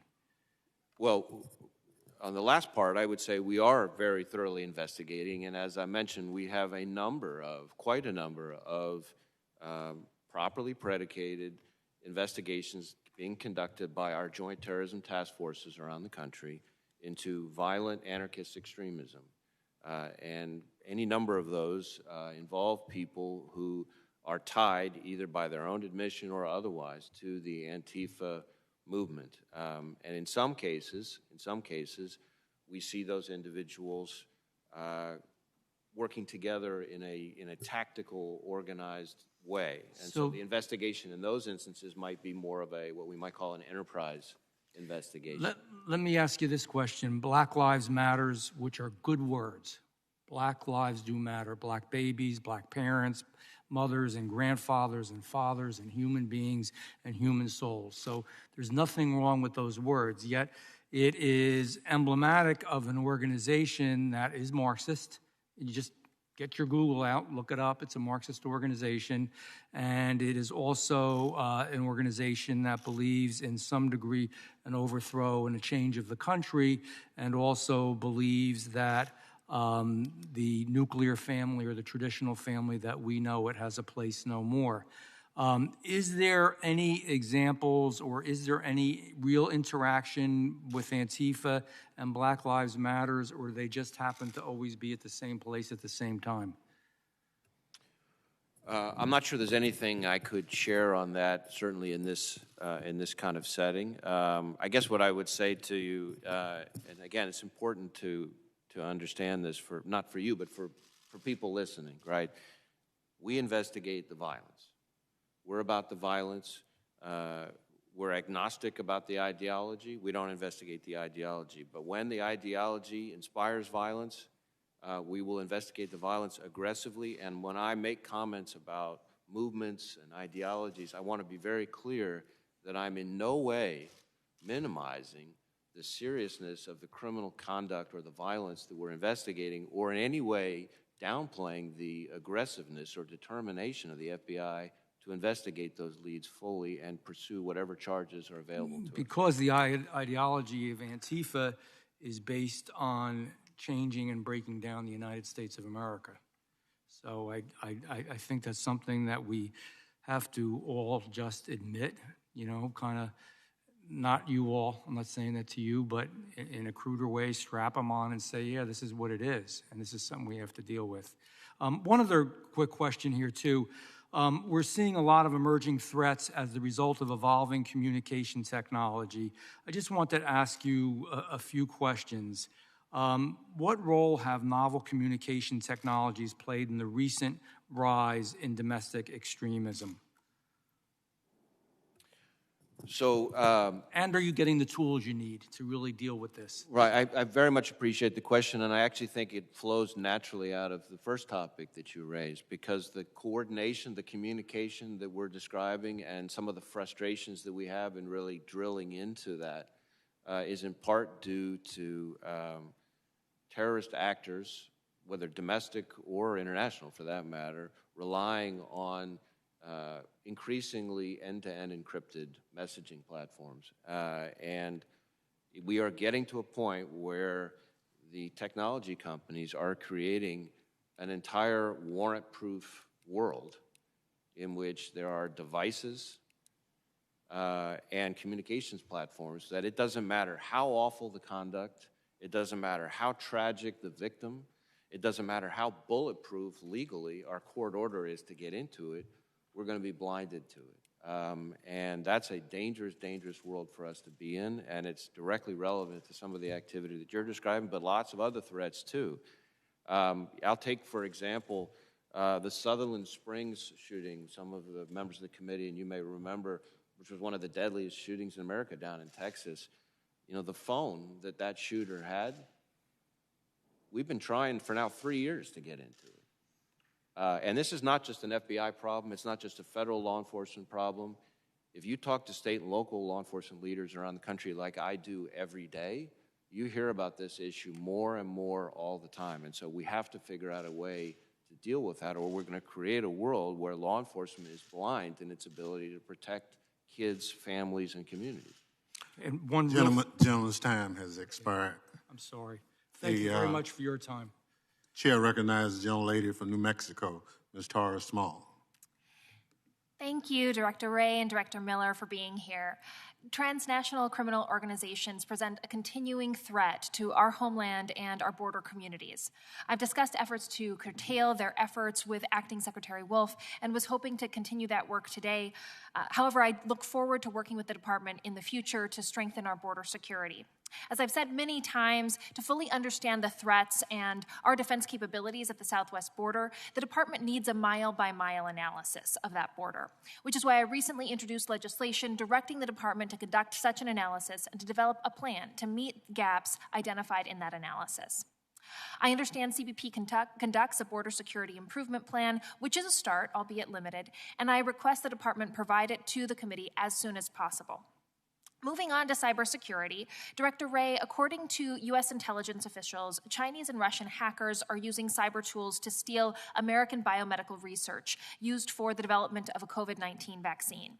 Officials have also expressed concern about the possibility of Chinese and Russian hackers damaging American efforts to develop a vaccine.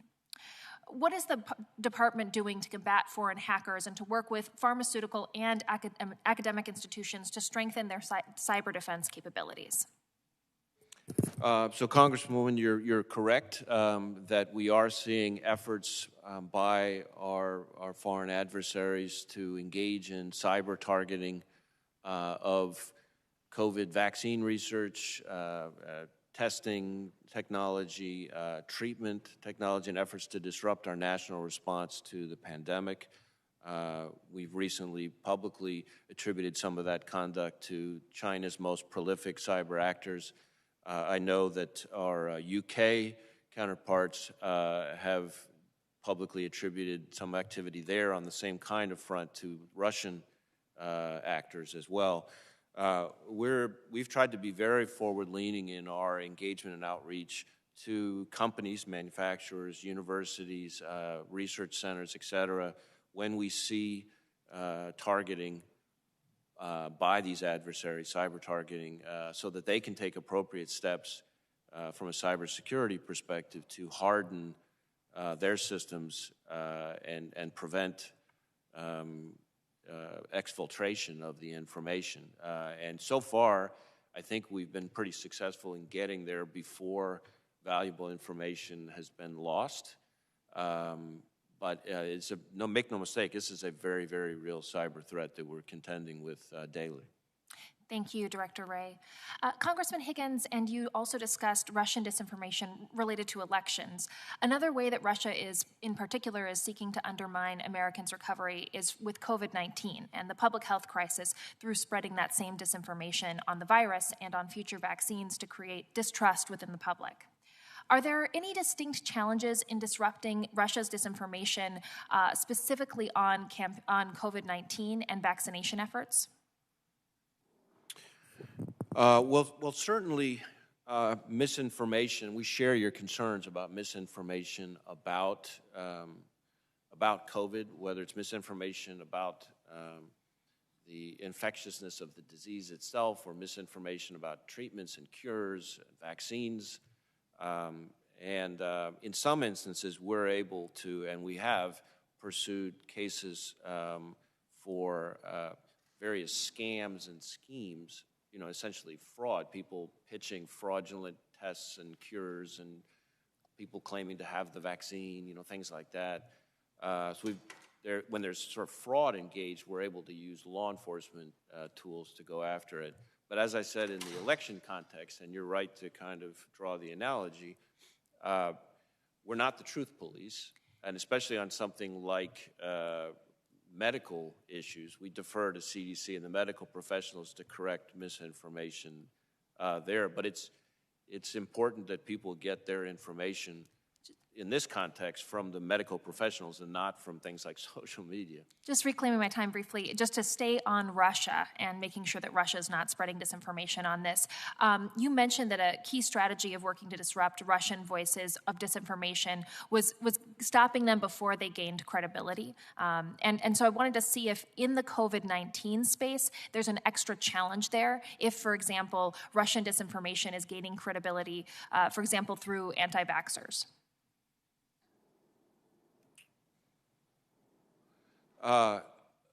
Well, certainly, as we discussed, and as you mentioned, the essence of disinformation, the only way it works is to do it through voices that are viewed as credible. So if there were, and I'm not sure that I can think of a specific example off the top of my head, but if there were a situation where a credible voice that people really paid attention to as a medical expert was pushing out under the guise of being a medical expert, badly flawed and dangerous information, then that would be a source of particular concern. Thank you. My time has expired. Thank you very much. Chair recognizes Gentleman from Mississippi, Mr. Guest, for 5 minutes. Thank you, Mr. Chairman. Director Wray, I want to direct these questions to you. We're here today talking about threats to the homeland, and I specifically want to discuss recent attacks on our law enforcement officials. We saw just this past weekend in California the headlines from Fox read, Compton ambush leaves 2 Los Angeles County Sheriff's deputies fighting for their lives. The story goes on to say a manhunt is underway in California early Sunday after 2 Los Angeles County Sheriff's deputies were shot in their patrol car by a suspect who opened fire without warning or provocation.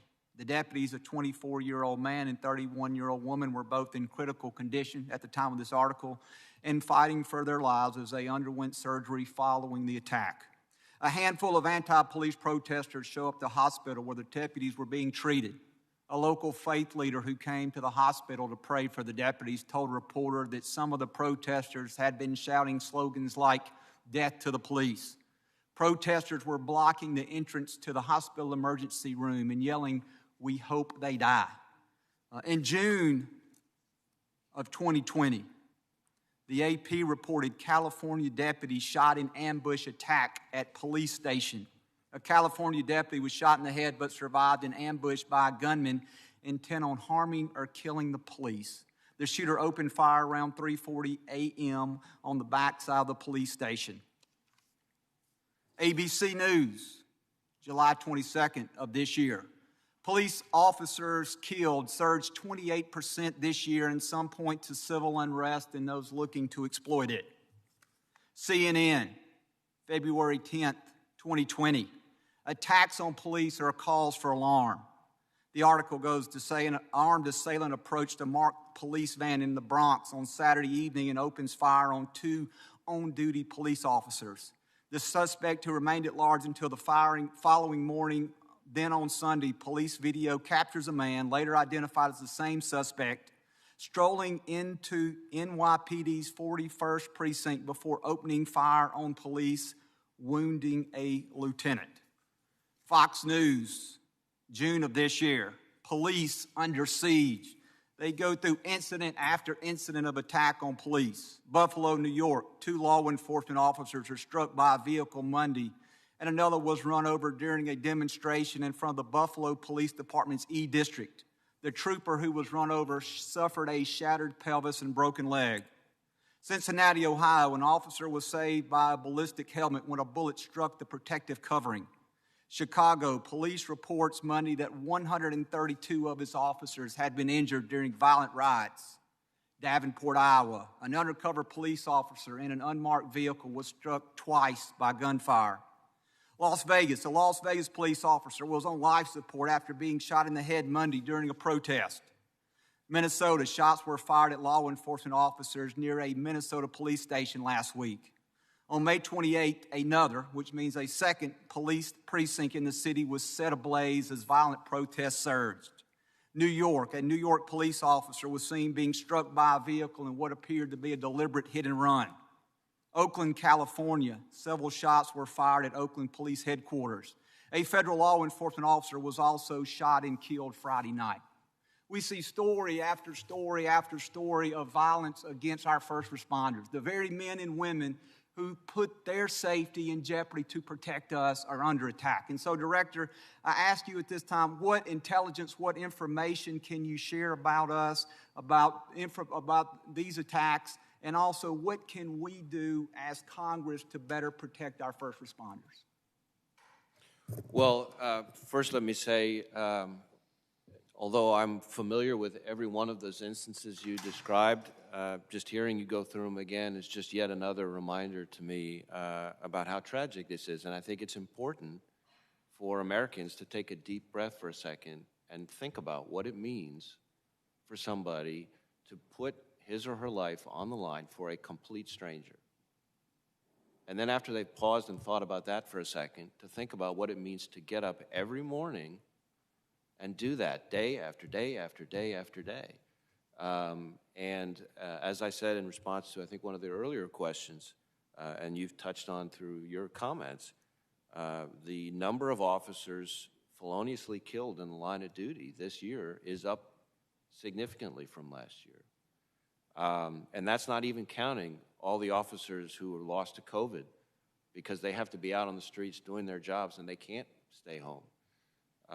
That's not counting all the officers who miraculously survived an attack, but whose lives are forever altered. That's not counting the officers who died in things like vehicle incidents as they're racing to the crime scene. And as I mentioned, I think, to Congressman Bishop, one of the things I started doing when I started in this job is I decided I was going to call every time an officer is shot and killed through or killed through adversarial action in this country, I was going to call myself, the chief or the sheriff, and express my condolences on behalf of the FBI. And each time I do it, I ask my staff to give me a picture, a photograph of the officer, and a description of, their family, so I know how many kids they had, how old their kids were. I had a guy recently who was engaged to be married, had 6 months out of his wedding day, who was killed.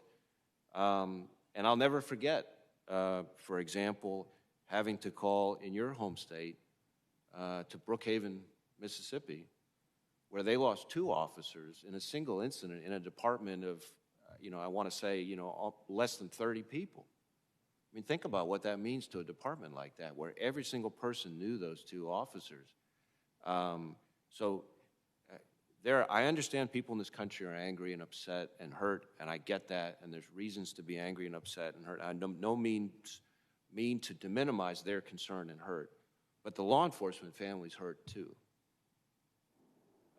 And these people who put on the uniform and go out to protect all of us and our families every day deserve some level of appreciation, and I appreciate your comments. Thank you, Mr. Chairman. I yield back. Thank you very much. Director Wray, for the record, I think there's no issue around support for law enforcement on this committee. It's consistently been there. It's only when the rules get changed is there a concern.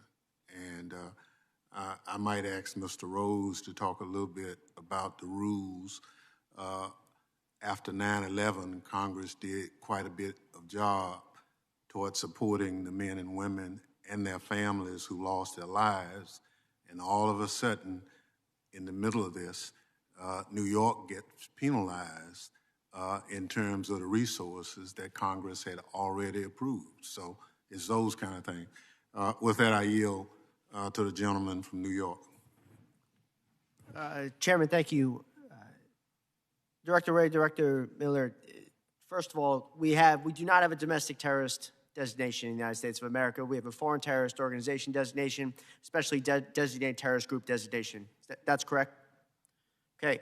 Aside from a domestic terrorist designation, which is in our legislative purview, something I support, something that some Republicans do not support, some Democrats do not support, do you need any other further resources to go after criminal organizations in the United States of America that are organizing to inflict violence on American citizens, law enforcement especially?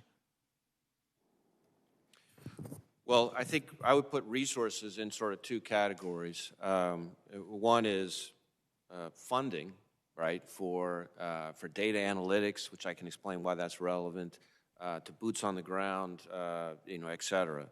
So there's that piece of it. And then I would say there are tools. We always want more tools.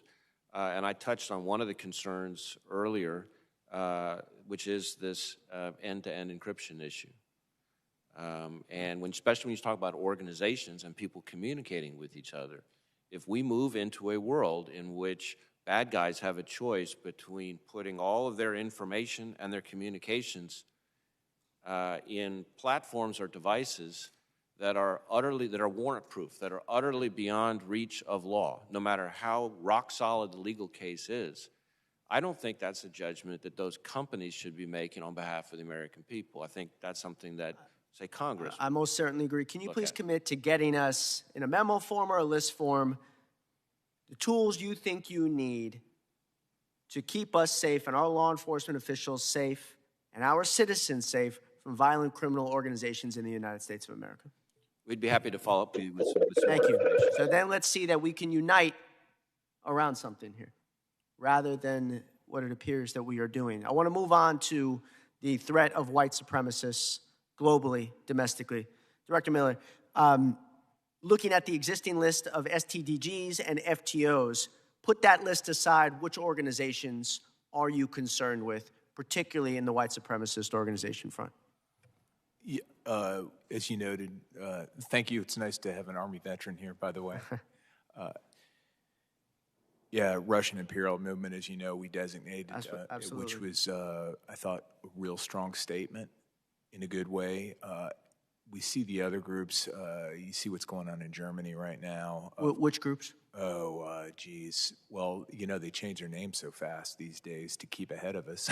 Right. So things like Sonnenkrieg, Combat 18, Azov. Now, if you look at any of those global groups, do you see any connection between those groups in Germany, Central Europe, or otherwise?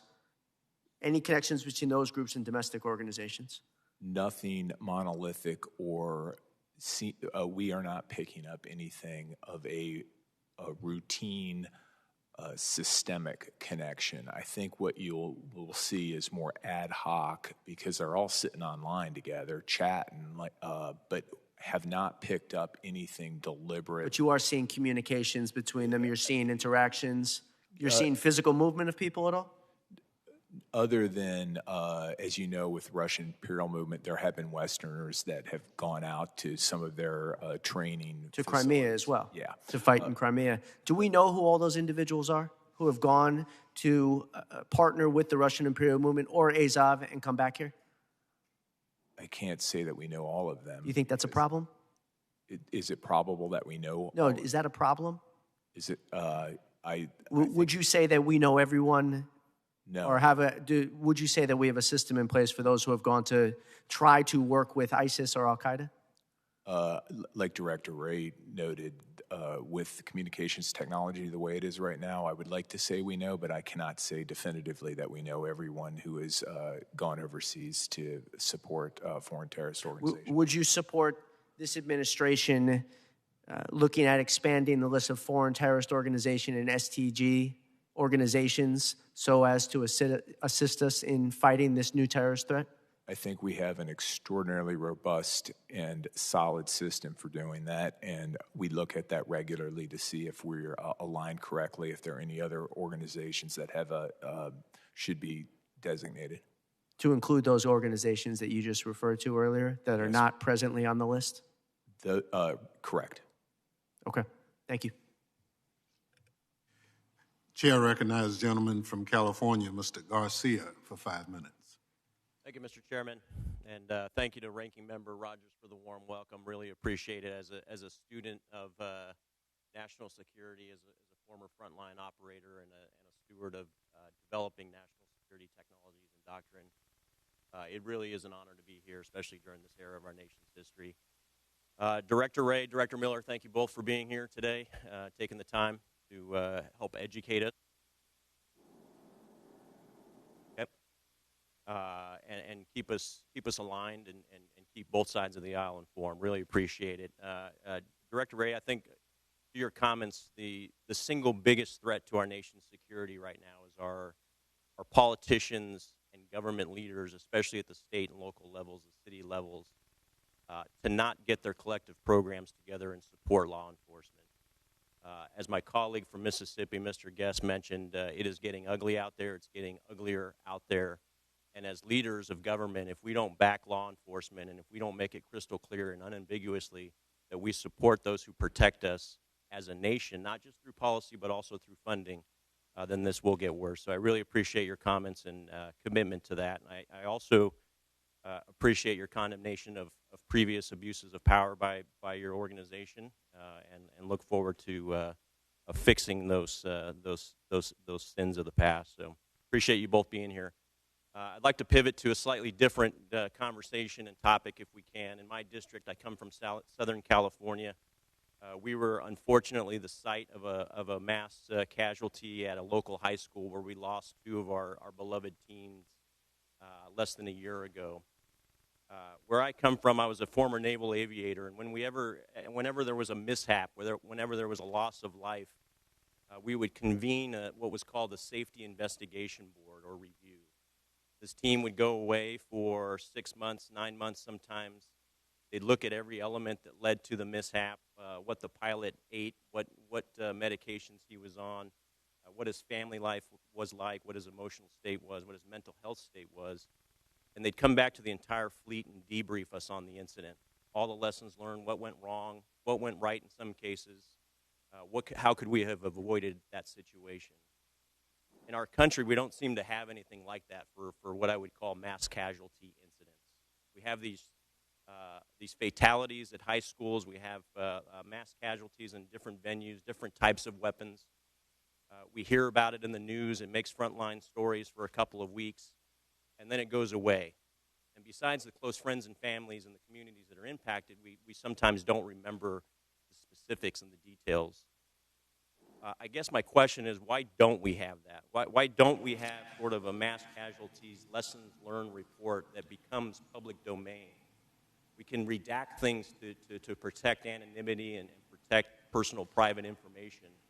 But within that, we can get lessons learned about what this kid was going through, what his parents saw, what telltales or issues were prevalent. And I bet you we do find common denominators in some of these cases. Something that as parents we can read, something as teachers we can read, classmates can have access to it, and we can all as a nation really understand what led to some of these incidents. Why don't we have that? What do we need to do in order to get to that and have it available to all 330 million people that live in this beautiful country? Well, Congressman, I appreciate the question. I think we do have some of that, actually.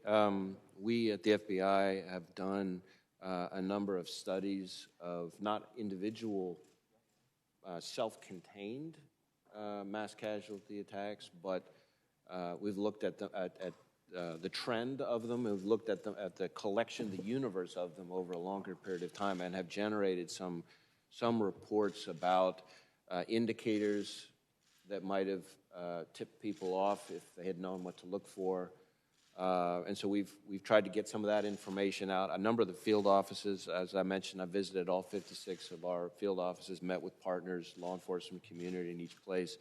And a number of offices are doing, FBI offices are doing outreach efforts with schools and neighborhoods in their AOR, their area of responsibility, to kind of better educate people as to what to look for. Because one of the things that we have learned, and frankly the same thing applies on a lot of the terrorism incidents, is that if you look back, there's almost always someone, a classmate, a family member, a neighbor, a coworker, who saw, at least with the benefit of hindsight, saw a change in behavior, a transformation. And you hear us say all the time, if you see something, say something. And most of us, when we hear that, we picture, the unattended backpack in the bus station. And of course we want people, if they see something, to say something there. But we also need people, if they see something about somebody, to say something. And so the more we can educate people as to behavioral patterns to be concerned about, a lot of this is very individualized because people are individualized. And so it's the people who know the baseline of behavior of the person to know, wait a minute, this has changed now. And this is something I should be concerned about. I should go to the school security officer. I should contact law enforcement, et cetera. So that's part of it. There's also lessons learned in terms of hardening our schools.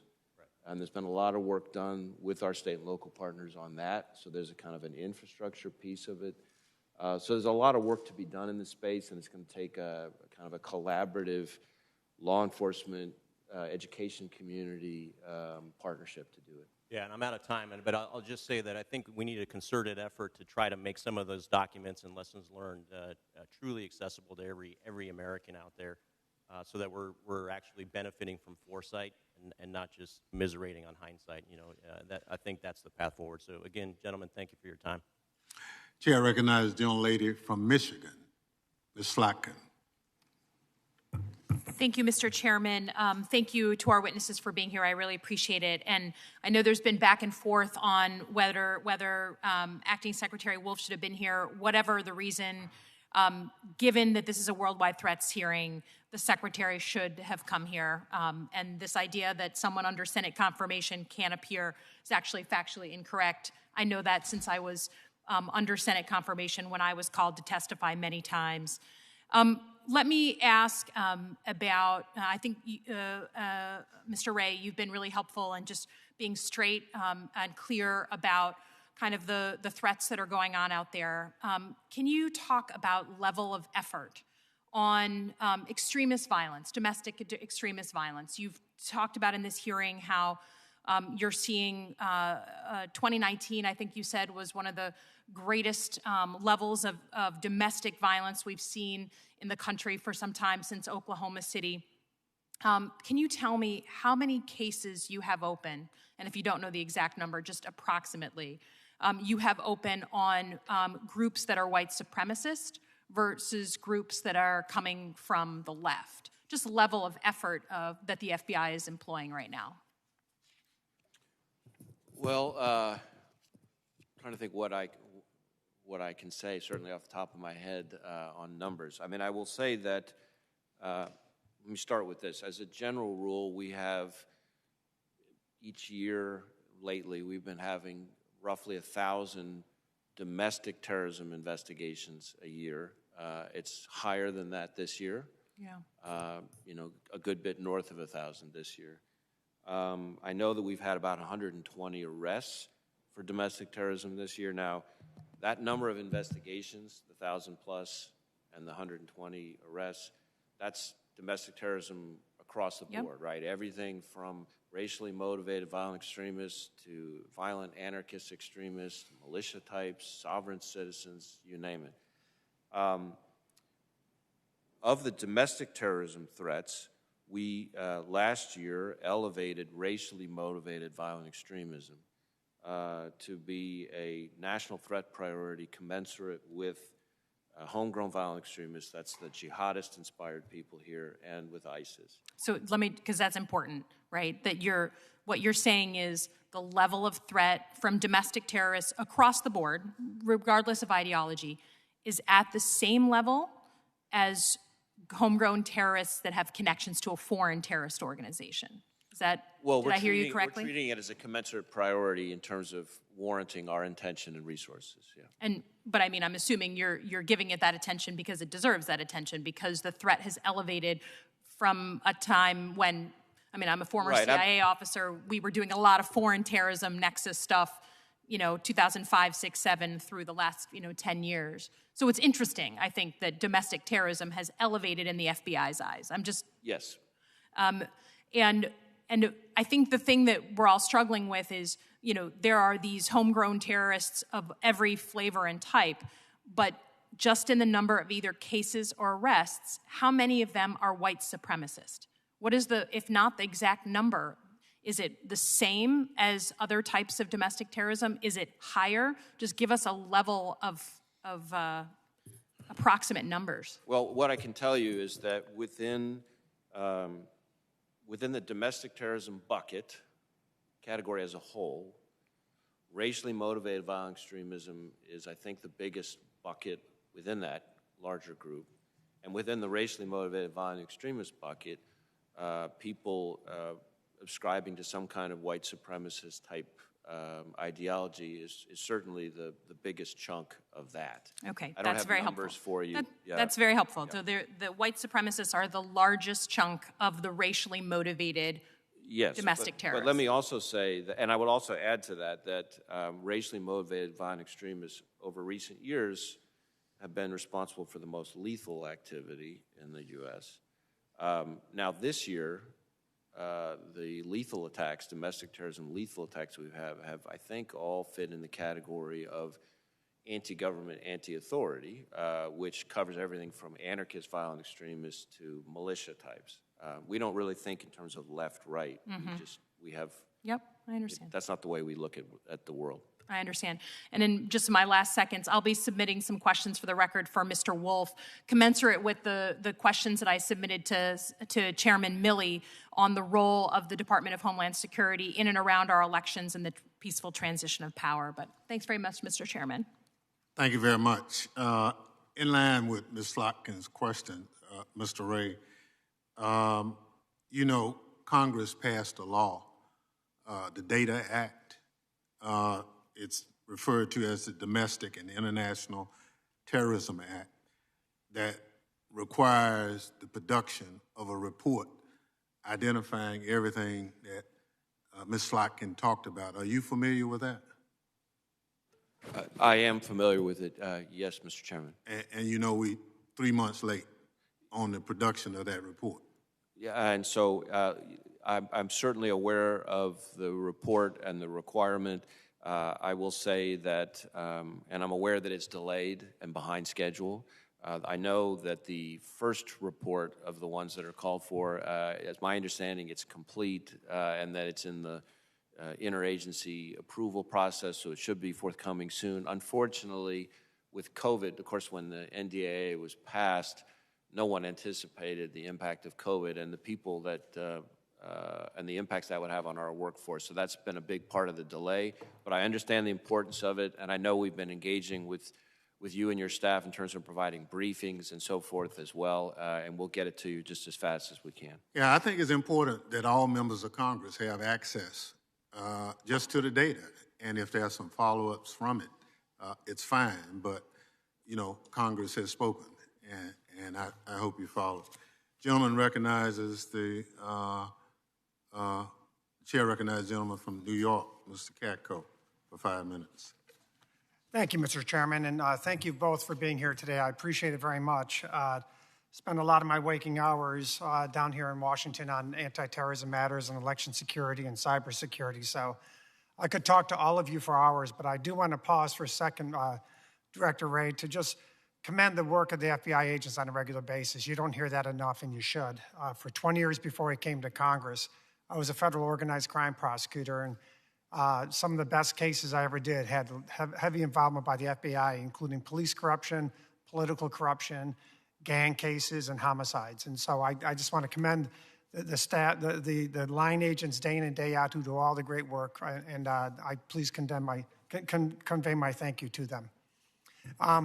There's plenty of ways I can go here, but one thing that's been gnawing at me, and I just want to touch on real quick if I can for both of you, because I have another question, and that is, when the New York City Police Department was cut by 1/6 or $1 billion of their budget, and knowing that New York City is the primary target in the world for terrorists to attack, I'm just curious if either one of you have had any sort of information or concerns that have risen because of the lack of funding that they now have.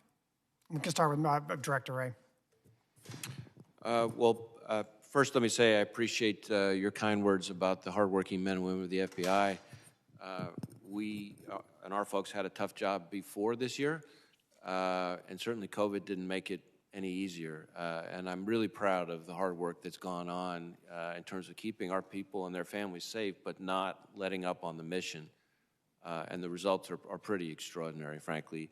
As far as New York, as somebody who grew up in New York City and still has family there, I care deeply about the safety of that city in a very personal way.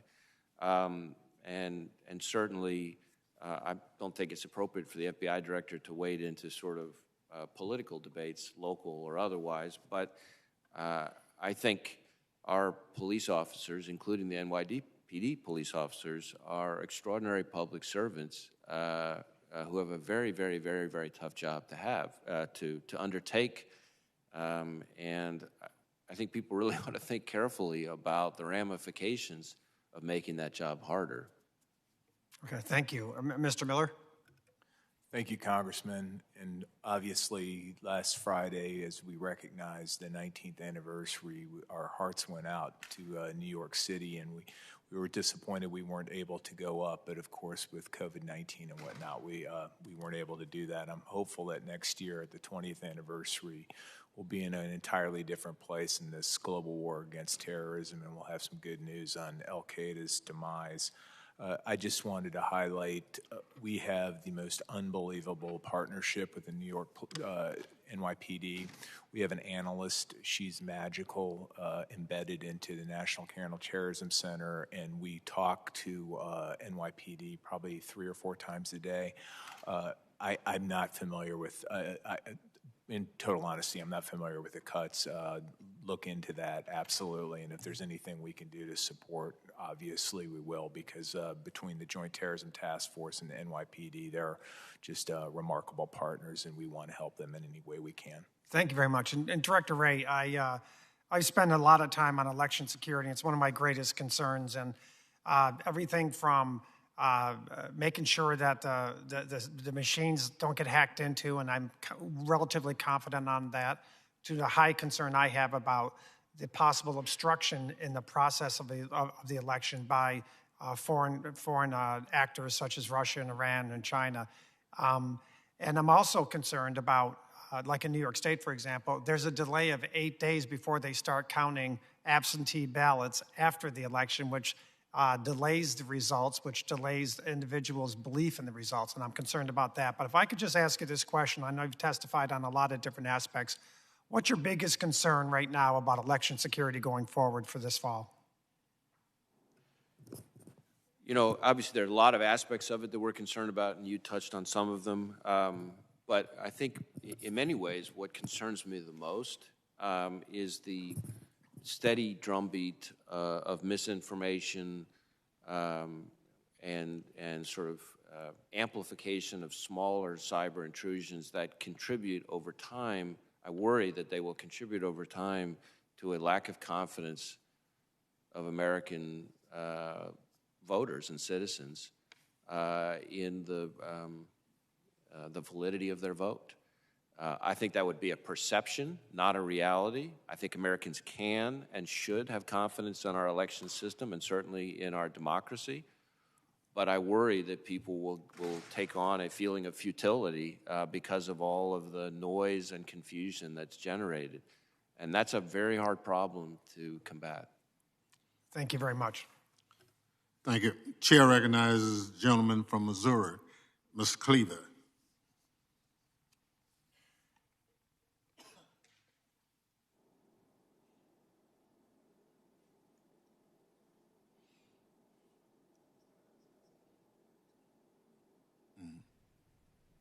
Mr. Cleaver, you need to unmute yourself.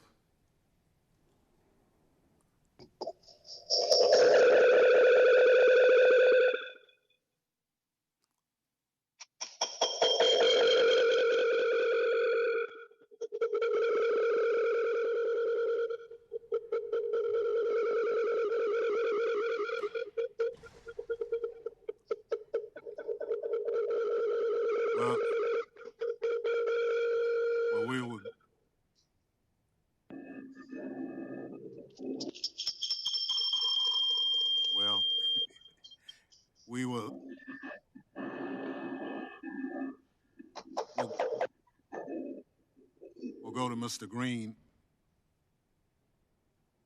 We'll go to Mr. Green for 5 minutes. Yes, Mr. Chairman. Can you hear me? Yes, we have you. Thank you, Mr. Chairman. I thank the witnesses for appearing, and I'm especially interested in a topic related to violent activity. I have in my hand, Mr. Chairman, a story from the Washington Post dated September 14th, 2020. And it is styled, Trump Health Appointee Michael Caputo warns of armed insurrection after election. The relevant portion of the story that is quoted reads, and when Donald Trump refuses to stand down at the inauguration, the shooting will begin, he warned in video. The drills that you have seen are nothing. If you carry guns, buy ammunition, ladies and gentlemen, because it's going to be hard to get. Mr. Director of the FBI, you pride yourself on your independence, do you not? I'm sorry, Congressman, I had a little bit of a hard time hearing the very end of your question. I said you pride yourself on your independence, do you not? I do pride myself on my independence and my And organization. you will investigate anybody or any opportunity to prevent a crime. Is that correct? We will follow the facts and the law and nothing else, and we will aggressively pursue any criminal activity. Can you explain to me kindly, sir, why you have not have pursued the facts and the law as it relates to Mr. Caputo and these statements. He appears to be warning us of some sort of impending crisis related to violence. Well, I don't want to sort of try to engage on whether or not there's any particular investigative activity going on or that might be somehow related to all that. What I would say is that we don't investigate rhetoric, and we will investigate when we have proper predication of a federal criminal violation. And you can be assured that you can be assured that if we have a situation where we have the facts and the law and the evidence, that we will pursue it without regard to any other consideration. Permit me to ask this. Mr. Caputo was a part of the administration. He appears to be on some sort of leave right now. He has indicated that there is going to be violence. It would seem to me that at least an interview would be in order. Why have you not interviewed him? Well, Congressman, I'm not particularly familiar with the public comments that you're referring to. But as I've said, if we see credible evidence of violent criminal activity that is a federal crime, we will pursue that activity. Mr. Chairman, may I kindly insert the Washington Post article in the record without objection? Without objection. Thank you. Back to you again, Mr. Director of the FBI. My hope is that my calling this to your attention today will give you sufficient reason. You've got a member of the United States Congress who is bringing to you intelligence that has been reported publicly that a member of the administration has made comments that there will be violence if there is a refusal to stand down by a person who is associated with the presidency. My hope is that this is sufficient for you to at least interview someone. Let me move to the Director of National Counterterrorism. Would this intelligence not seem to indicate that there may be some sort of activity that would fall under your umbrella if this is credible information, Mr. Director Miller? Sir, thanks for the question. My focus and remit is connections between international terrorist organizations and any U.S. domestic violent extremists or homegrown violent extremists. I have to ask now, rhetorically, what does it take to investigate someone who's associated with this administration who makes these kinds of comments? This seems to be fairly serious to me. I likely will be at the inauguration, and we have a person who's associated with the administration who's indicating that bullets are going to fly, and the shooting will begin. These are his words. It would seem to me that this should be sufficient. So I'm going to ask, as a member of Congress, that the FBI perform its duty as an independent agent, fearing none, having favor for none, investigate this, and please report to me, if you would, if the committee does not desire to know. Would you kindly report to me what your findings are to the extent that you can?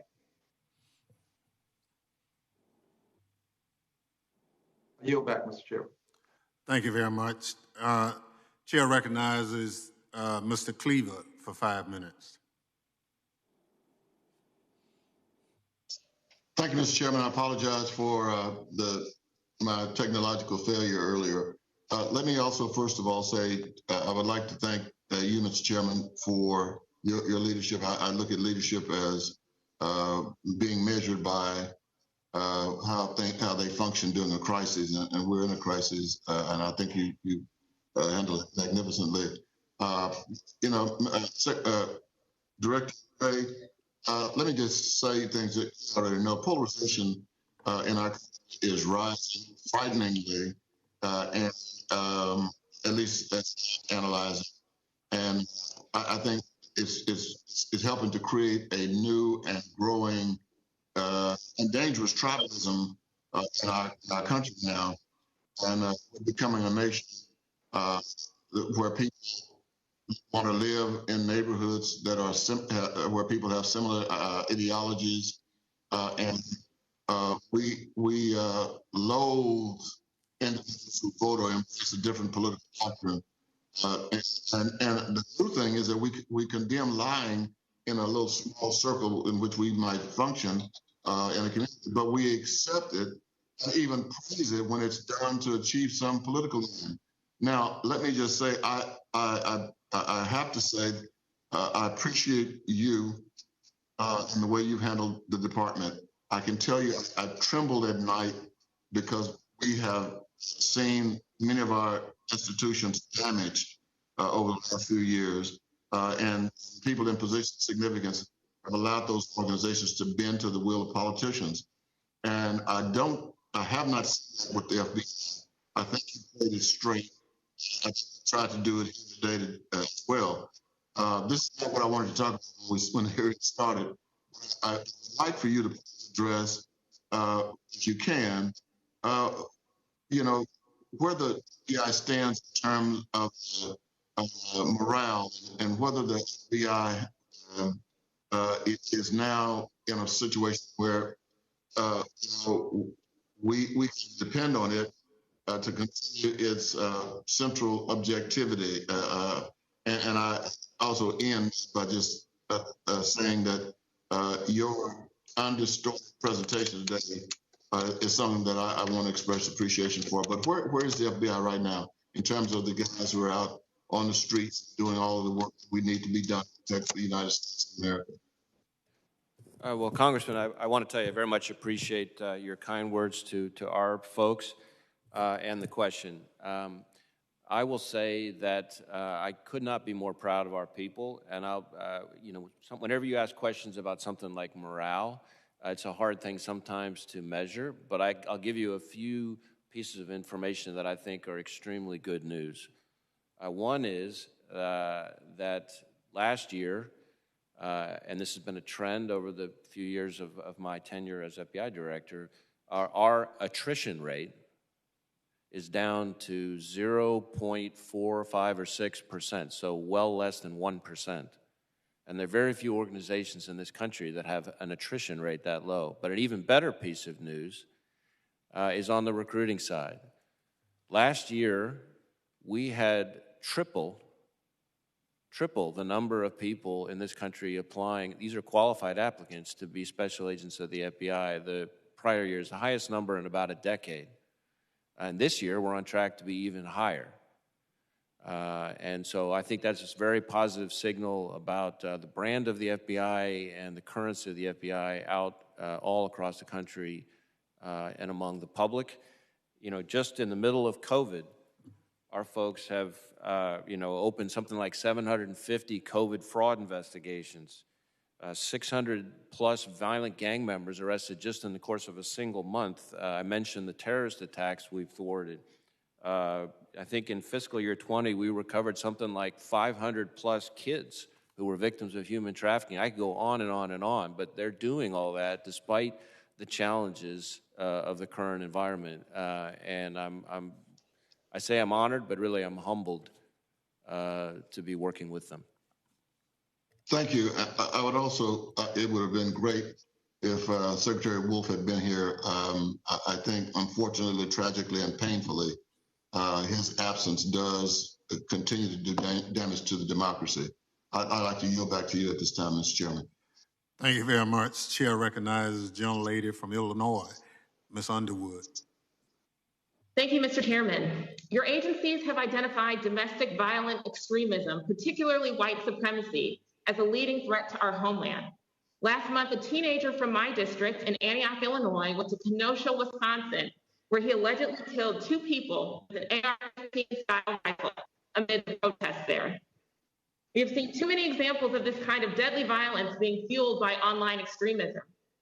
And now we know that combating domestic extremism requires a thoughtful approach in order to safeguard American civil liberties. Director Wray, in explaining the FBI's approach to domestic extremism, you said, quote, The FBI is only concerned when responses cross from ideas and constitutionally protected protests to violence. In the days before the shootings in Kenosha, the Atlantic Council's Digital Forensic Research Lab found that so-called militias were publicly organizing on social media for armed individuals to travel to Kenosha. A so-called militia leader wrote, quote, "Law enforcement is outnumbered. Take up arms and defend our city tonight from the evil thugs." Another user wrote, quote, "I am on the way with 75 people from Green Bay. We have lots of guns, lots of pipe bombs, going to cleanse the streets of rioters." A third user wrote, quote, "Attention, all non-whites and degenerates of Kenosha. You have until sundown to pack up your belongings and leave the area. After that, anything that happens to you or your children will be your fault." And a fourth quote, "Shoot to kill, folks." Director Wray, are these ideas or are they threats of violence? I'm sorry, Congressman, the very last part, the question itself, I couldn't quite hear. I'm not sure if it's the Director audio Wray, or... Are these ideas or threats of violence?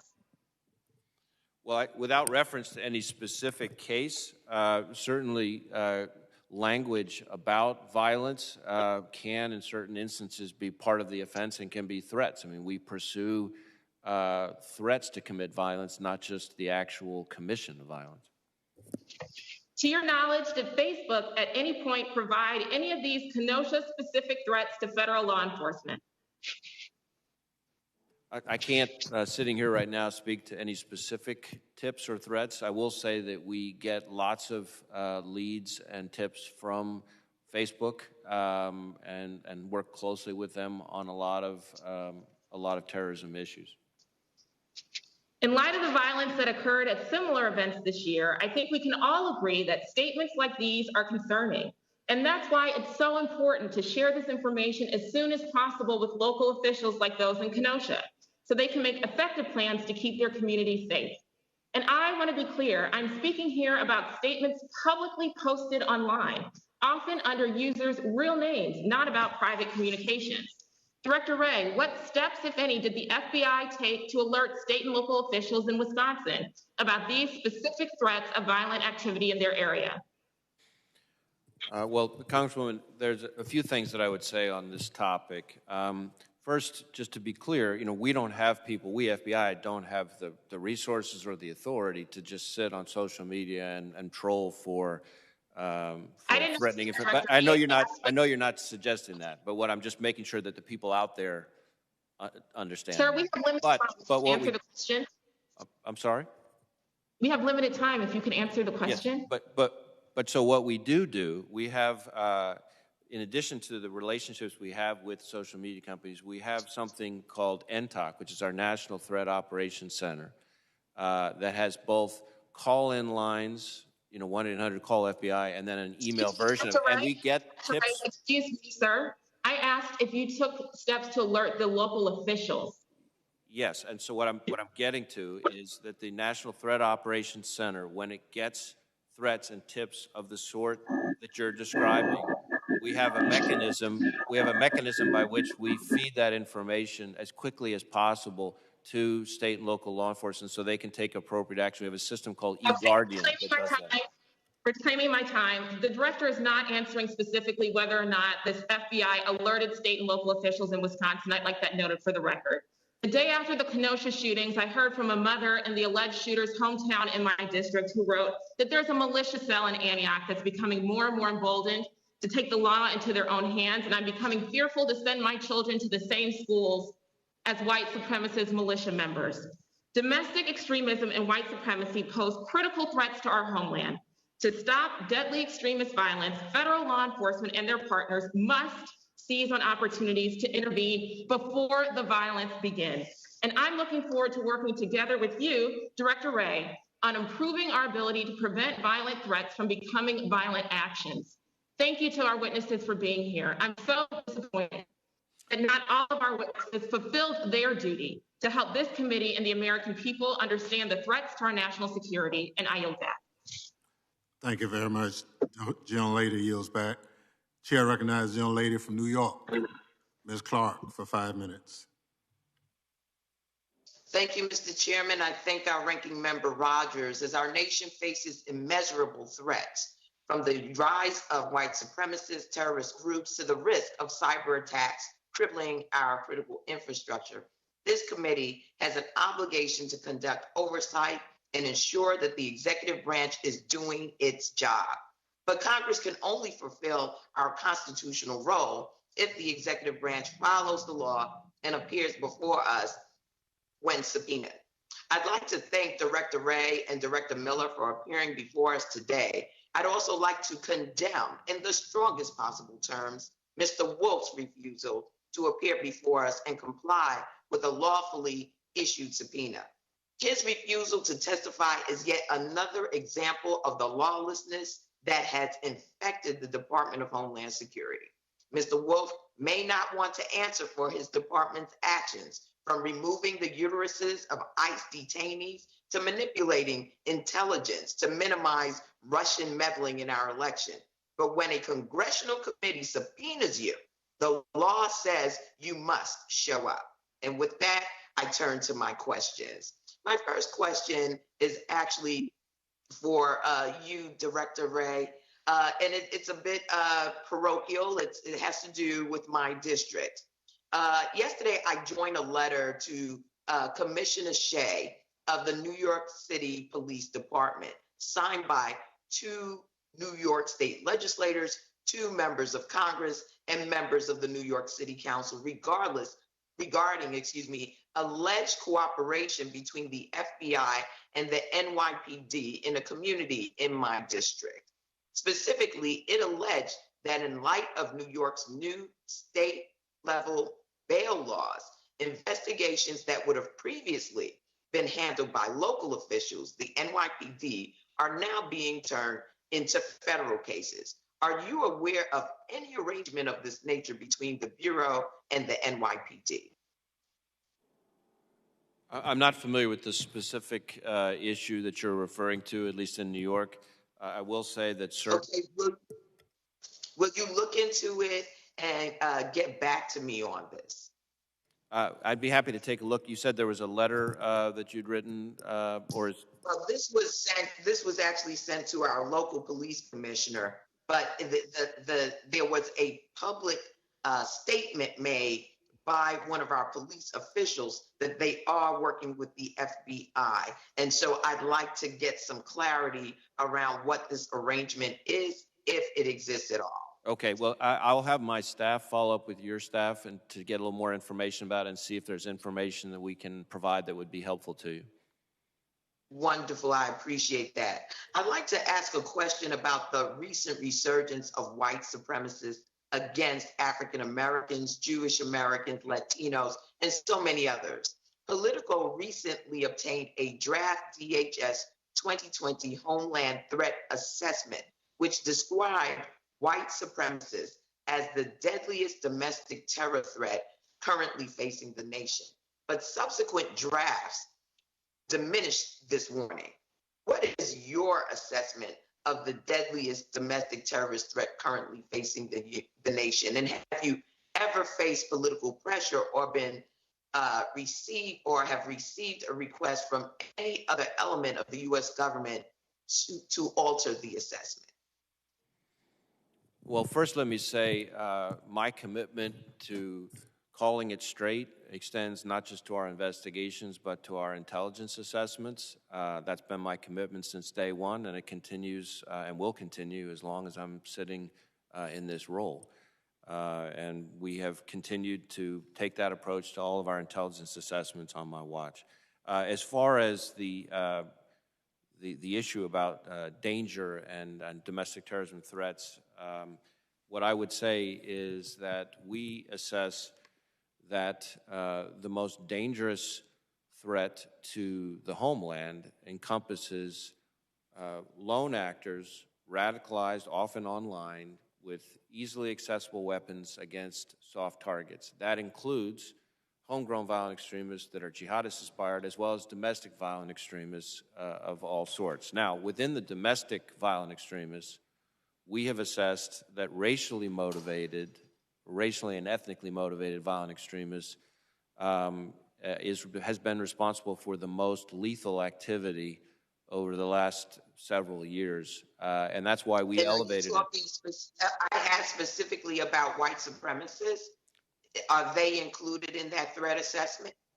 Yes. So within the racially and ethnically motivated violent extremists, I would say the biggest chunk of those, I can't give you a percentage, but the biggest chunk of that are individuals who are motivated by some form of white supremacist ideology, and that group, the racially motivated violent extremists, has been responsible for the most lethal activity of the last few years. I will say, just as a point of clarification, this year, the lethal attacks that we've seen, I think, have all been from anti-government or anti-authority types. But if you go back over the last few years, it's been the racially motivated violent extremists that had the most lethal attacks in the homeland. Thank you, Mr. Chairman. I yield back the balance of my time. Thank you very much. Chair recognizes the gentlelady from Las Vegas, Ms. Titus, for 5 minutes. Thank you very much, Mr. Chairman. Can you hear me? Yes, we can. Okay, thank you. I'm sorry. I too am sorry Mr. Wolf wasn't here because I wanted to ask him about the limitation on J1 visas, which is keeping about several dozen special ed teachers from coming to Clark County. And I really don't think special ed teachers are a threat to the homeland, but nonetheless. Director Wray, despite your protest to the contrary that the FBI is not being politicized, we've seen increasing politicization of the Justice Department under Attorney General Barr. And this has crossed a long-standing line that we don't usually expect or see or tolerate this sort of thing from our nation's law enforcement. Just yesterday, the Attorney General told the nation's federal prosecutors, this is virtually a quote, to be aggressive when charging certain demonstrators with crimes, including the crime of sedition. Now, sedition, as you know, is an act of inciting revolt or violence against a lawful authority with the goal of destroying or overthrowing it. Now, put that in the context of the fact that FBI officials earlier this year described the perpetrators of some of these actions at demonstrations as largely opportunistic individuals taking advantage of the protest. Then we had a report by Armed Conflict Location and Event Data Project, which monitors political upheaval around the world. They looked at 7,750 protests from May 26th to August 22nd in 2,400 locations in all 50 states and in Washington, and found that 93% of the protests were peaceful.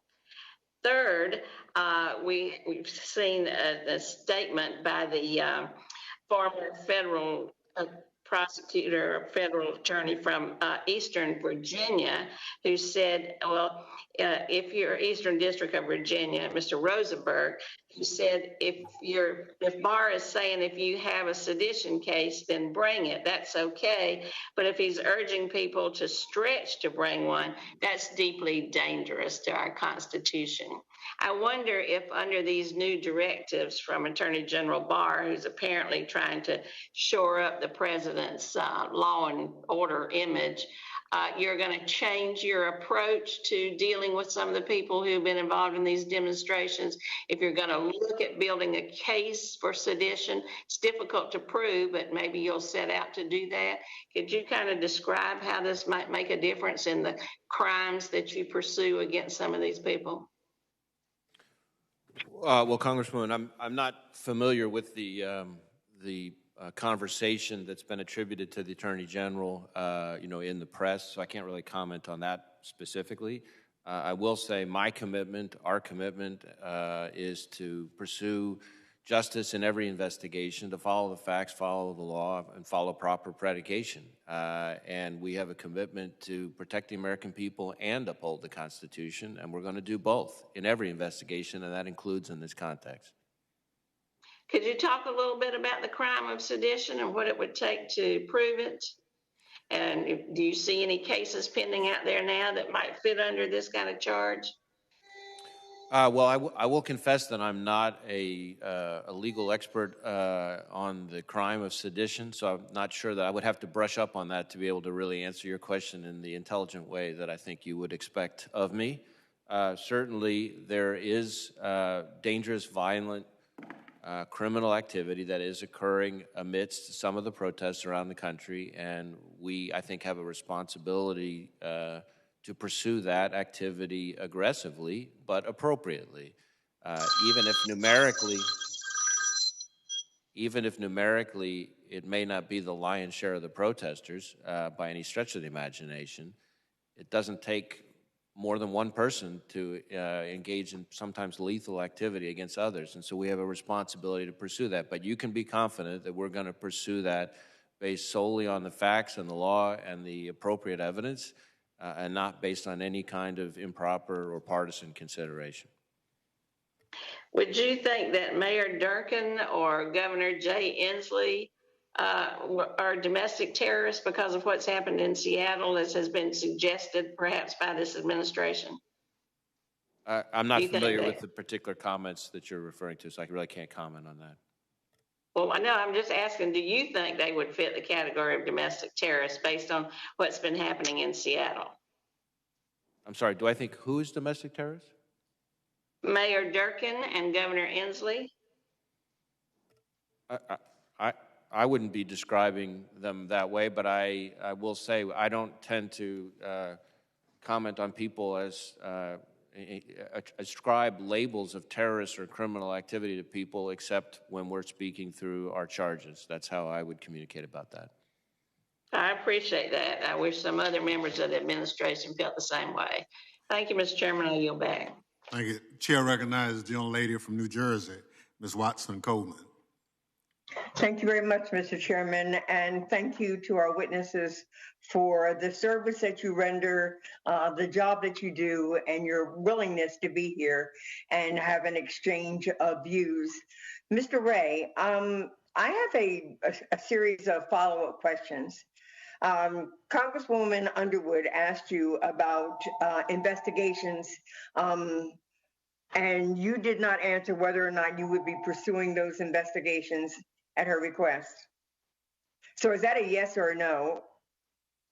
I will confess, Congresswoman, that I was having an extremely hard time hearing Congresswoman Underwood. I don't know if it was the quality of the audio connection or perhaps because she was appropriately wearing a mask that I couldn't hear through the mask. So I will confess that I really couldn't understand the question very well. I was doing my best to answer it to the best of my ability. So it probably makes more sense for me to follow up with her staff offline to make sure that I actually understood the question. Thank you. What about Congressman Al Green's request that you investigate the statements that Mr. Caputo made while he was a spokesman at the DHS, impacting what the CDC was saying, and his notion of there would be violence and that these scientists were actually I think the terminology is creating, were seditious in their actions. Will you be investigating that? I know you said you didn't know the comments that were made, but now that you know, will you be investigating that? Well, first, Congresswoman, let me say, as you may know, we don't ever confirm or deny the existence of investigations. And so when we get requests from members of Congress to investigate something, which happens all the time, we will take evidence that's submitted. If somebody has credible evidence of a crime, we'll review the evidence and decide what to do about it. Okay. Then can you tell me a couple of things? Number one is, do you feel that voting by mail as a result of the pandemic and in anticipation of having the largest turnout in voting at a time when we have this pandemic, do you believe that there is widespread fraudulence and abuse historically in voting by mail? Yes, a yes or a no? Well, I'm not, with respect, I'm not sure it easily lends itself to a yes or no question, but I will answer the question. We take all election-related crimes seriously, including voter fraud, whether that's in person or mail. I guess my question is, it is a yes or no question. Is there this sort of experience, historical record of widespread abuse of voting by mail? Yes or no? We have not seen to date a coordinated national voter fraud effort in a major election. We have certainly investigated. If I just may finish, we've certainly have investigated voter fraud committed by mail. It's typically been at the local level.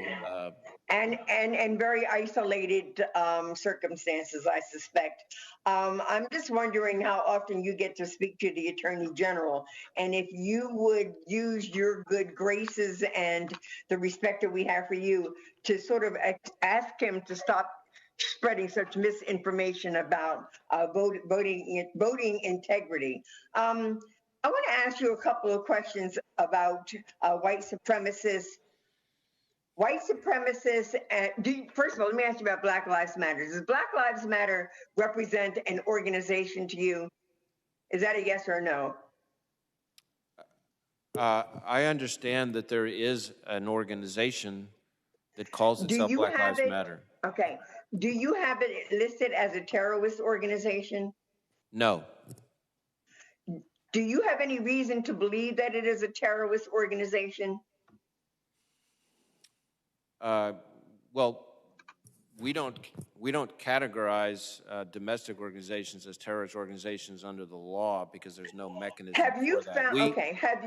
Have you found any individuals that have aligned themselves with Black Lives Matter as the perpetrators of any of the violent actions that you've seen take place in what was peaceful demonstrations organized by Black Lives Matter allies?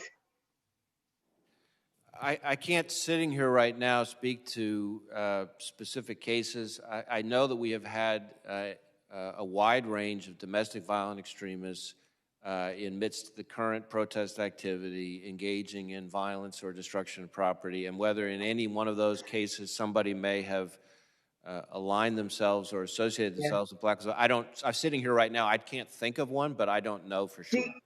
Thank you. Do you know whether or not they've been aligned with white supremacists, boogaloo, militia groups, or whatever other sort of right-wing groups? Well, we've had a number of investigations involving some of the activity we're talking about, sort of domestic violent extremism, that in some instances, as I've mentioned, are people who are associated themselves with various anarchist ideologies like Antifa, and in other instances associate themselves with like the Boogaloos. For example, I mentioned the case in my exchange with Congresswoman Lesko about the Minneapolis individuals, for example, who associated themselves with the Boogaloos and ultimately were also ensnared in trying to provide material support to Hamas. And then there's some other cases that we've had that involving Boogaloo activity. I believe perhaps the individual who killed the FPS officer out in Oakland may have referenced Boogaloo inspiration. Gentlelady's time has expired. Chair recognizes. Thank you, Mr. Chairman. Yes. Chair recognizes gentlelady from Florida, Ms. Dimmons. Thank you so much, Mr. Chairman, and thank you to both of our witnesses for being with us today. I do have to say that I am disappointed that Assistant Secretary Wolf did not join us today and also ignored our subpoena. I have always expected and kind of prided the fact that the Department of Justice, Homeland Security, those in the intelligence agency would act above the fray, act above politics, keep us safe, hold bad actors accountable, and eagerly appear to tell their own story on behalf of the men and women that they work for and the American people. So, Director Miller and Director Wray, thank you both for being with us today. I can also say that I am grateful for the work that the men and women in law enforcement do every day. And I can say that and hold them accountable when they are engaged in wrongdoing all at the same time. The men and women in law enforcement do not deserve nor need to be used as political pawns, as I believe that we have heard too much today. I think they are clear on who they work for, and that's they work on behalf of the American people. Before I get into my line of questioning for the reasons we are here today, Director Wray, following up on my colleague, Ms. Titus' line of questioning about the Attorney General's agenda. We're in a strange place right now, and we're just hearing strange things all the time. And what I did hear recently, the Attorney General say that really concerned me. He said, like I say to the FBI agents, whose agents do you think you are?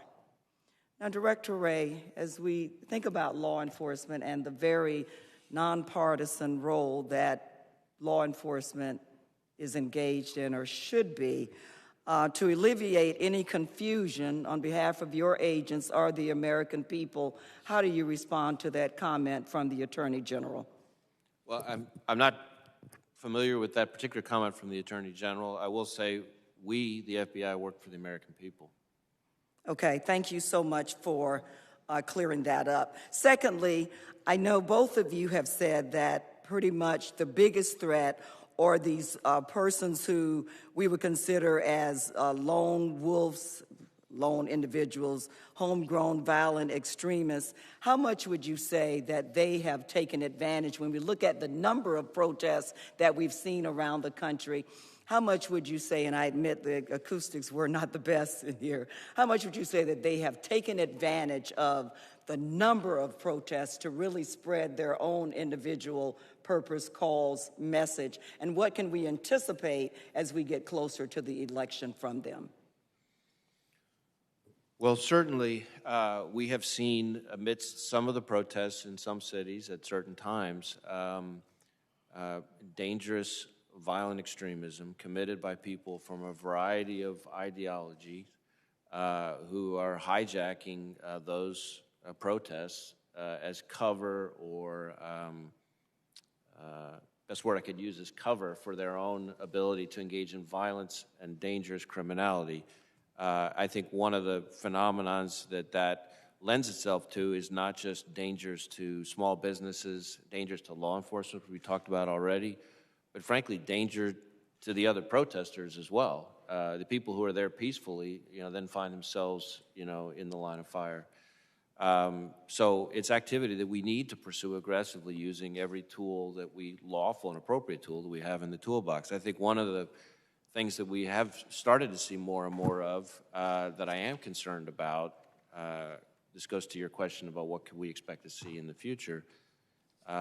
In addition to people committing violence against government buildings and law enforcement, which is a real problem, and people need to understand that it's really happening and having real consequences. You're also seeing now different violent extremist groups or individuals committing violence against each other. In other words, one group shows up to pick a fight with the other group, and who knows which is chicken and which is egg, but now you've got an additional level of combustible violence, as opposed to maybe just one category of violent extremists, hijacking a particular protest. Now you have both groups from opposite sides adding to the combustibility and the danger of the situation. And so we've certainly seen that in a number of cities, and that's just that's a force multiplier in a bad way. That I'm concerned about going forward. Thank you so much. Mr. Chairman, may I ask one more question?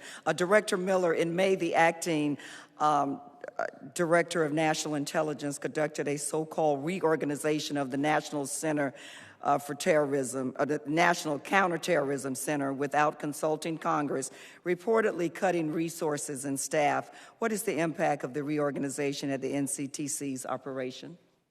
Thank you, Congresswoman, and we owe you a briefing on that. Be happy to do that. I've been there for 5 weeks. I thought the reorganization, we cleaned up some stuff. I have not, other than a few, we had some seats that weren't being filled for a long time, so those kind of went away. So I have not seen any major issue at all with our effectiveness or efficiency. Happy to talk to you more about that. That'd be great. So you do commit to working with Congress yes, to discuss the resources? Absolutely. Yes, Thank you so much, Mr. Chairman. I yield back. Thank you very much. Chair recognizes the gentlelady from Texas. Mr. Chairman, thank you for your generosity. I just want to put on the record one question and introduce elements into the record. Is the DOJ contemplating or has it contemplated opening an investigation into domestic terrorism charges against BLM? I would like to have that on the record for a response by both our witnesses today, Black Lives Matter. If so, what is the status? New York Times, I want to introduce this. New York Times federal officers deployed in Portland didn't have proper training, DHS memo said. I'll just do unanimous consent at the end, Mr. Chairman. Washington Post, ICE flew detainees to Virginia so the planes could transport agents to D.C. protests.